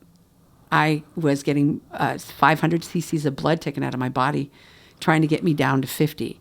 So it took about 2 years. So that's where they take blood out They take blood out of my body. I have nice track marks. And then my body produces new blood. Right. That seeks out the stored iron, and then they drain me again. And then every 53 days now I go to the blood bank and I donate blood. And they want my blood because it's full of iron. And it's hereditary. It explains why my father died at 49 and he was an alcoholic, but we didn't really know why at 49. That's really bad. More than likely he had this because it's hereditary. Wow. And it'll kill men. Women, because when we get into our teen years, we bleed with our period.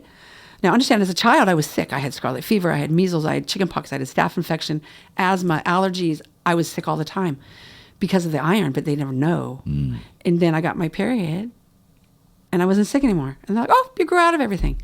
Well, it's because I was regularly donating blood, basically. Yeah. Wow. Okay, but then at 49 years of iron had built up, and I was going into menopause. And so then my body couldn't take it anymore. And that's when my body shut down.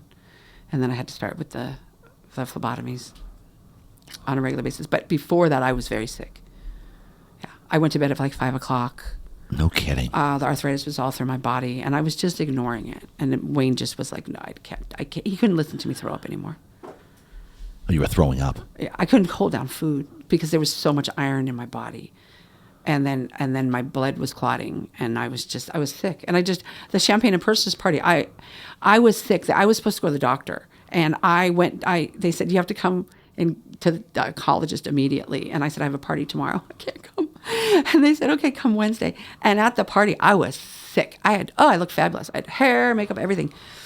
I was sick at that event. And everyone thought, well, she gained a little weight because I was fluffy because I was holding everything in. Yeah. And I look at the pictures and I laugh because I looked great, but I was sick. And we went for brunch the next day because I figured if they're going to tell me I'm going to die, I might as well have a couple cocktails in me.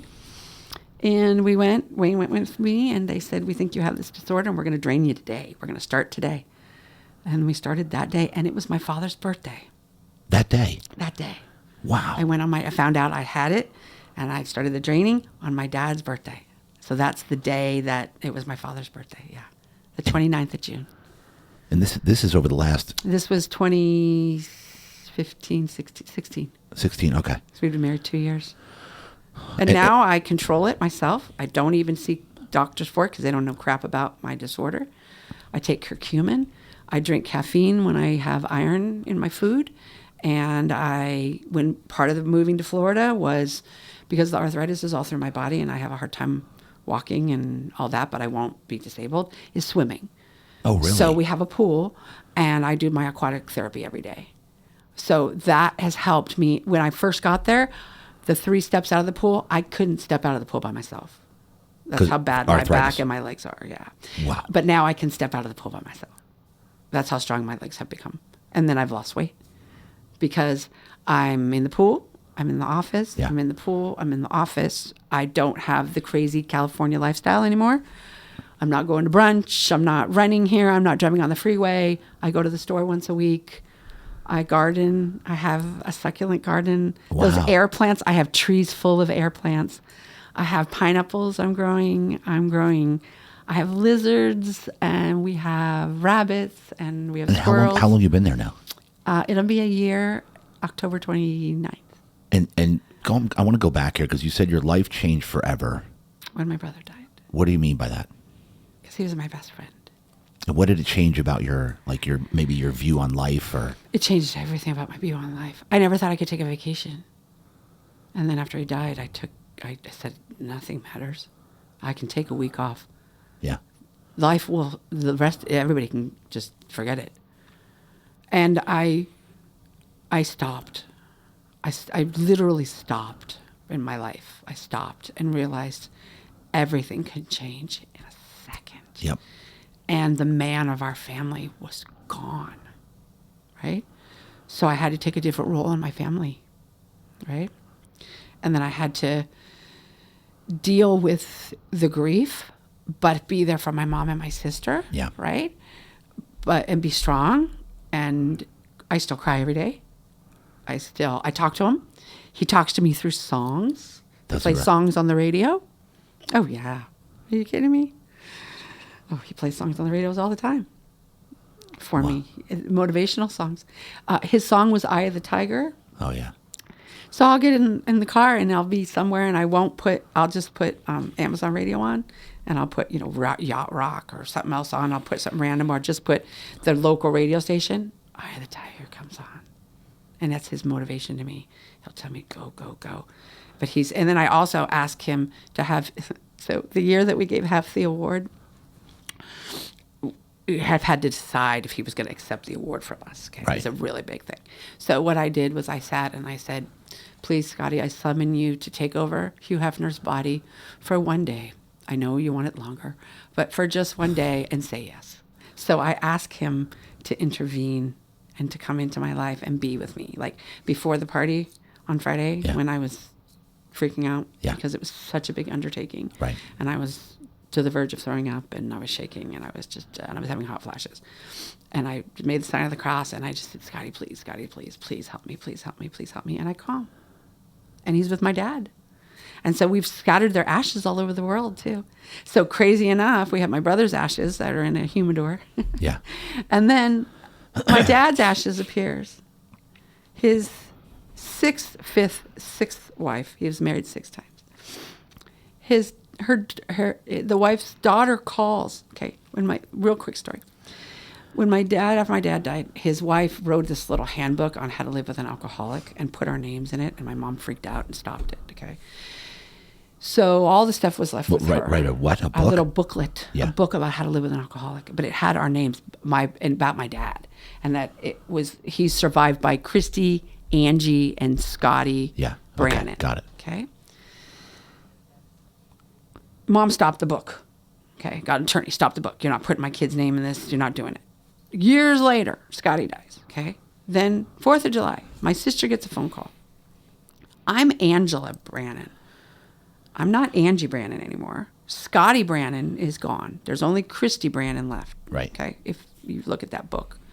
So we get a phone call. Christy gets a phone call. And this woman says, are you Christy Brannon? And Christy says, yes.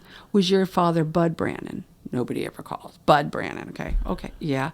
Well, my mom was married to your dad. And we have your dad's ashes. And I didn't know what to do with them. So I called some radio show, a religious radio show, and they told me we should find you. So I found the book that my mom wrote because it was with the ashes. And I looked you up on the internet and I found your phone number. And I called, and would you like your father's ashes? My dad died in 1985. Okay, here come the ashes. So here we have the ashes of my brother and my dad again. So we scatter them everywhere. I take them, we put them all over the world. Everywhere I go, I take ashes and put them there because then their spirit is all over the world. In Amsterdam, Mexico, there are different places. We were in Mexico and we put them at the point of this golf course, and it was this one point. We put the ashes there, put them in Coronado, put them in Embarcadero Park because Scotty and I used to sit there and talk. So I put the ashes everywhere. Yeah. So he's with me everywhere, all the time. My brother is, and my dad too. But my brother more. And I ask him, but if you want to know what my brother's like, take a look at Wayne. Wayne has my brother's characteristics, the kind, don't want to be the showman, don't need to be in it, Wayne is such a cool cat. He's the best man in the whole world. He's my savior. And back to the girl thing, I say every moment of every day, the best thing that ever happened to me is my husband, and I worship him and I honor him and I tell him every day, and it doesn't go a moment of every day that I don't tell him how much I honor him and I appreciate him, and I couldn't do what I do without him. And I don't mince words. Every day I make sure that he knows that. ever. And the women who get lazy about it, you're going to lose your man. Got to stay on top of that. Listen up. Every day and keep your role as a woman. Look cute, get dressed up, say, take me to dinner, even if it's to the park on a park bench. You look cute. Yes, he loves you without makeup, but he sure does love you with makeup. He does. They do. But I'll tell you what, the same way as I love him when he's in his underpants. But I do love him when he puts that suit on. Ooh. And he puts his uniform. Oh, my God. My underwear fly off. Yeah. Here we go. I know. Is this like Joe Rogan? Are we like 5 hours yet? No. This is like Joe Rogan. We're getting there. I know. And I keep thinking they're going to cut me off. No. But he'll start giving me the thing. I know. He'll be like that. And is the music going to start? He'll like look. the Academy Awards? He looks at me from there and starts going. He gives me the. No, you're my usual length. This is how we do. But the thing is that I mean, I was a total as a woman, you know. Yeah. So let's finish on this topic because I think this is the most irrelevant thing that we could possibly ever talk about because everybody is like, Rachel and I have been together for 21 years and people ask me advice. People ask me, how do you do it? What's the trick? What's this? And everything that you're saying. And what you just said, and by the way, that goes for the men too. Men, tell your woman, and I need to do this more often with Rachel because we're just coming. Because when you're living a crazy lifestyle of business ownership, 2 kids, 105 sports, we literally come and go. We see each other in the morning. Night. Right. That's why I do the date night. You have your date night. I do the date night sermon pretty much almost every week or every other weekend. I give the sermon to the gentleman out there to take your queen. Make the reservation, take charge. It doesn't have to be expensive. Doesn't have to be. And you can also do it in a room in your house. Make the effort. You can do it in a room in your house and tell everybody, go away, don't talk to us. Get the kids a babysitter. You can make it happen. You can go to a park. You can go to a drive-thru. I don't have drive-thrus in California anymore. You can do whatever you want, okay? It's about quality, but it's about appreciation. And if you don't have that, but I'm sure I'm going to get some hate. I don't care. You got to have your roles. Okay? I preach this all the time, Angela. Sorry. I preach this all the time. I hate that about what's going on in our world today. And I believe in equality. Equality is different. Equality is everybody's equal and everybody has an equal footing. Roles are different. Right. Know who you are. Okay? Yep. I am a soft, compassionate. I love being a woman. I love cooking for him. I love it when he takes a bite and says, this is the best food I've ever had. I love folding laundry because I know that it's part of what we have to do as life. He cleans. Hallelujah. Thank God. It's the best thing ever. I almost cried when he said, I felt guilty. And I thought, oh my God, I feel guilty. I should be cleaning. He's like, no, it's me. Okay, good. I'll go do something else. God bless him. I can go garden because it makes me happy. Yeah. But find those things. And the most important thing, forgive. But don't curse. When I find couples that are dating, I tell them right away, like we'll be out somewhere and we're on our first date. Don't curse. You can't take it back. Don't if you curse call at each him other. the A word to each other. Yeah. If you call him the A word or a SOB or whatever, you can't take it back. It's true. And it sits. You can call your friends and you call me, come on, my bitches and whatever. But it sits with someone you love. And you can't take it back, and it sits there. And then you got to up one for the next time. And the next thing you know, you're in full-blown mode of disrespect, and you can't go back. And in a relationship and in a marriage, it's all about compromise. And especially, I had to learn compromise because we had been living apart all these years. Right. Suddenly, I had to I don't want that picture on the wall. And I had to put my foot down. Yeah. I hid all his pictures. But it's more about that. It's about respect. And it's about every day, I love you. I care about you. What is important to you? Having those moments and family. And being that person for them with the family, encouraging them. Yep. You got to call the family. We got to do this with the family. Being part of that. But most importantly, it's the financial responsibility, kindness. Don't live outside of your means. You don't have to do it, and don't give a crap what anybody else thinks. Yep. Okay? Because nobody else pays your mortgage. Exactly.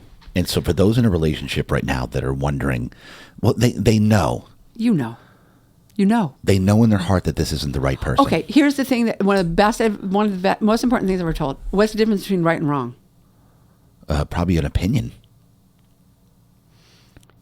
When you're wrong, you got to think about it. That makes Because when sense. it's right, you know. When it's wrong, you think about it. Oh, Right? yeah. Okay? Yeah, So yeah, you yeah, yeah, know. Now, nobody's perfect, okay? But you have to make a list. Okay, so all the people out there, you're not sure, make your list. When do you say, Pros okay, and cons. let's work on it? Because there's, Okay? there's So hope there's here. deal breakers, okay? Because not Give me a deal. everyone's broken, and especially in this world, everyone's broken. I was not. Okay. My mom and I fight, okay? We've always fought. We have this thing. Every other man in my life, I would then fight with them, and then they would fight back with me because it would follow through onto them, okay? One night, I got in an argument with my mom. Wayne's in the living room. We're not married yet. I come out, look at him, and said something. I said, you don't even care because you don't even love me. And I go back in the bedroom, and I take everything out of the dresser and start folding it, okay, which is not me at all, okay? The thing would never happen.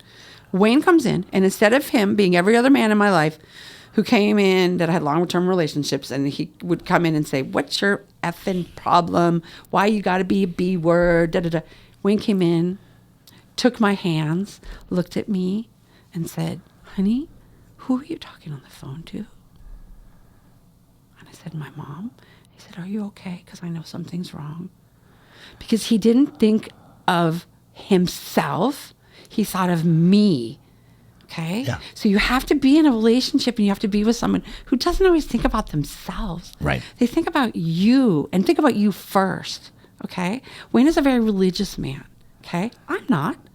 But I don't question him on his religiousness because his being a man of God keeps him from gambling, cursing, over drinking, drugs, lying, cheating, stealing. And so I'm not going to mess with that. Right. Just because I don't believe in his Right. particular religion. But he also accepts me for who I am, and I believe in the force. And I believe in goodness, and I believe in energy, and I believe in that. And he accepts me for who I am. And then encourages me, and we love each other for who we are, and we're the yin and the yang. Yeah. Okay? And yet, because we have that mutual respect and that love for each other, and I have such admiration for him as a man first and a friend, but as a man, like I honor him as a man. Yep. Okay? Because Yep. he Yep. takes care of me. He takes care of me. I sit at my desk for hours. That man brings me a bowl of grapes. He knocks on the door, brings me grapes. Do you have water? Brings me water. Sends me text messages. And then comes in, dinner will be ready in about 10 minutes, just letting you know so you have enough time so it's ready. And there's dinner served. I get done with dinner. He does the dishes. I finish my work. We go for a swim, watch something on TV. I go to sleep. Okay? Because he adores me and I adore him and we have that. We don't fight. Our fight lasts, here's another one. If you fight, come on, get over it. You get over it fast. Fast. Right. Less than 5 minutes. Yeah. And give in. Don't be stubborn. Yeah. Don't be a dumb poophead. Don't be an idiot. Don't be an idiot because you know you're wrong. Yeah. So say you're wrong and say, you know what? I was wrong. Yeah. This is stupid. And then we have the 5-second rule. If you say something stupid, you have 5 seconds to take it back. I lost my mind. I don't even know what the hell I said just right now. I do that with my family too. And I tell them they do the same thing with me. 5-second rule. If you say something stupid, you got 5 seconds to take it back. I think I might need 10. Yeah. Because you know as soon as it comes out of your mouth, you better take it back now. Because it's going to be a fight. It's going to be a problem. Yeah. But it's about knowing who you are. That's funny. Knowing who you are. Yeah. Like Rachel knows who she is. Oh, yeah. She knows she's a drop dead, gorgeous, kind, wonderful mother. But she also knows who her husband is.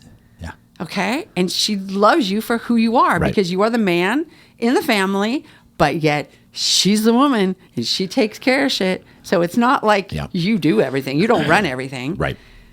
Okay? Because you want her to take care of stuff because it doesn't get done without her. Yeah, correct. Okay? Yep. But when it comes to man stuff, you're damn straight. Yeah. We Because clearly defined our roles. How do you think that? How do you want a man to protect you? Okay, if you don't let him be a man, Right. Because you certainly we're out on the street. Okay, if I'm going to beat him down in the house, how am I going to think that he's going to protect me out in the street? Right. No. Okay, so if I beat this man down in the house and then we're out somewhere and somebody speaks disrespectful to me, you think he's going to back me up? No. Heck no. But I'll tell you what, if that's my man and I respect him for being my man and I'm his woman, there's no way, no how. Oh, man, it happened once. Oh, God, Wayne just stood up. Yeah. You know, Wayne's a tall guy. Oh, yeah.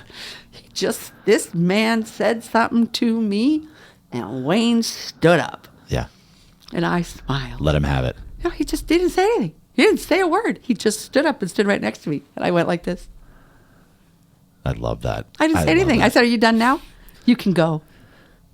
And ladies and gentlemen, listen to this. So we've had some incredible... I've talked about stuff I've not talked about. Well, the pearls here of the relationship thing has been so powerful, I think, right, during this interview here, because it's so... And the biggest thing you said was to attract Wayne into your life, you needed to take care of your stuff first. Like, you never would have attracted him, ever, had you not forgiven your dad. Oh, absolutely. And be ready for a relationship and be ready to have someone in my life and say, I want it. I want this. And forgiving your dad was and my mom, both. And your mom. Especially my dad. Listen to that. That right there alone. I had to forgive my dad because he was not perfect. He was not close to perfect. He was who he was, and he's gone. And I can't bring, he's gone. So what am I going to do, be angry? I forgive him. He's gone. He did what he could. And you know what? I got dimples. He gave me dimples. I got brains. Yes. I got height. And I got my personality, and I got my work ethic from my mom. I got good genes, and I thank them that I came out of love. Okay? I love that. And they couldn't make it work, but my mom was the mom. My mom was the mom and the dad, and she did it. But she also told us that she loved my dad. Even though he was bad to her, she said she loved him. It was the love of her life. That she loved him. She adored him. That she wished that it could have been something different. But she never, we knew we knew who he was. Yeah. We knew he had his problems. Yep. But she also protected us because he was not good with visitation. So she wouldn't let us see him because he would be drunk. And she feared for our safety. So she had to live with that as well, of not letting us see him. Right. Which caused a lot of problems with us because we were mad. Because I didn't understand it then. Because I saw it from my point of view, not her point of view. Yeah. Her point of view was protection. She's Mama Bear. You know my mom. She's Mama Bear to the end. Oh, good Lord. She'll scratch and tear and rip you up. Protect her babies. And so let's finish with this. Give me something for people watching, like, because I mean, you're what, 55? Oh my gosh. Can't drive 55. That's why I got the wrinkles, but won't. Give me one pearl before we leave for the watchers and listeners. You've already given like 100, especially with the relationships. But for those that are going after it in life right now, and they're taking it maybe a little too seriously, they're getting a little impatient. They're in their 30s, their 40s. Give them a word of advice as they're on their journey going forward, whatever they want to do. And well, you go through your ups and downs, and you go through your different patterns. You think you're going to be on one path, and then it turns in another. And COVID taught us that. Correct. Be true to yourself. But the one, as much as I say that, I had a less than excellent stepfather, he did give me one piece of advice that I didn't understand when I was young, because I was young. I didn't understand it, but I do now, and it overflows into every part of your life. He said, don't F around. Okay. So we'll take that. Okay. Pay attention to that in business. Okay. Because if you fuck around. Yeah. Okay. You don't get anything done. In business, in your relationships, in your marriage, you have no honesty. You have no integrity. You don't have anything if you fuck around. So don't fuck around. Because, here's a business thing. I don't do business. I don't like to do business with people who cheat on their spouses. It's a good rule. Because if you cheat on your spouse, you're going to cheat on me. Yeah. Because that's the person you're supposed to love more than anything in the whole world. Okay? So don't fuck around. Because if you fuck around in your relationship, you're going to fuck around everywhere. Ladies and gentlemen. I'm sorry to have to say the F word. Sorry, I dropped the F bomb, but there's no other way to say it. That's a pretty good way to end this interview. Don't F around. Don't F around. Because if you don't, you live It's a very great simple. life. And pay attention. That it's all encompassing. It involves everything. Live with integrity, live with responsibility, with accountability, or just don't F around. Real deal talk, ladies and gentlemen. Angela Brannon, I love you, baby. I'm so happy. Oh, and one other thing. Such I had an to beg honor. to be on this show, by the way. You did not. I said, I want to be on your show. And he said, you need to watch the other ones. And I was like, he did not just say that as if I'm not. I never said I that. am not able. What? Of course. I can't wait for part 2. Oh, yeah. Because then we can talk about some of the other stuff. Oh, I'm tell no. you really about JD in his younger Okay. years. This isn't about me. And thank you. And I appreciate being able to talk about the charity and talk about myself. Yes, and talk yes. about things that I've not talked about ever. Yes. I mean, I don't talk about my past relationship and the abuse and all of that. And this was a therapy session, too. of course. Yeah. And it's good to talk about it. Absolutely. You can't But heal unless you talk about and it. it makes me the woman that I am today. That's right. And that's part of my relationship that I had with the children when I mentored. Yep. Because as soon as they found out where I'd come from and that my brother was gone, then I was on the same level as them. That's right. And then suddenly I wasn't just some lady that came in. And that's why I dig into these backstories and bring up stuff that people haven't talked about, because once it comes out, not only are you healing by it, by saying it, but other people are going to look at your story and go, oh, whoa. And then all of a sudden they identify more with you, and the story becomes that much more powerful that they're actually going to listen to and take your advice. And the number one advice this entire podcast is don't F around. Don't F around. It's that simple. And pay attention. And pay attention. Pay attention. Pay attention. Pay attention. Listen to your gut. You know. You know. You know. Right? If it's And if right, you have to think about it, it's wrong. it's wrong. If you have to think about it, it's wrong. And you think because you know right away. If right? you have to, I love that. The difference between right and wrong is if you have to love think that. about it, it's wrong. I'm speaking today at my church, and I'm going to say that quote right there. If you have to think about it, It's wrong. It's wrong. That's an Angela-ism. I'm going to use it today at church. I'm speaking in front of a group of, I'm mentoring a group of marketplace leaders within the church. Nice. And So- congratulations on that. Thank you. I'm happy to see you Yeah. take that path, and it's I'm, it's yeah, made. it's- I can see. I mean, you've always been an amazing, incredible man, but it's another part of your life. Yeah. You know that I see it in people, and I think it's great because it makes you stronger. Yep. And it also puts things in perspective. I think. does. And It I think the absolutely last does. 3 years or whatever many years, I think we've all learned a lot of perspective. You At know? any given moment, anything can change and turn upside down. Everything does. You know. So just fire away and don't F around. And say I love you. And say I love you. All the time. Every day. Don't be afraid. All right, girl. Speaking I love you. Thank you I for love coming you on. back. Finally, Thanks. you came on. And you're like the only person that can get me up this early to drive through traffic. Oh, I'm looking at that bottle of Don Julio. Yeah, I'm it's got your thinking, name on it. I know. I said, what time is it? What time is it? Real deal talk, ladies and gentlemen. We better cut this down now before we keep going. All right, And remember, it's all about the kids. it's all about the Kids Foundation charity. Let's do it. Peace.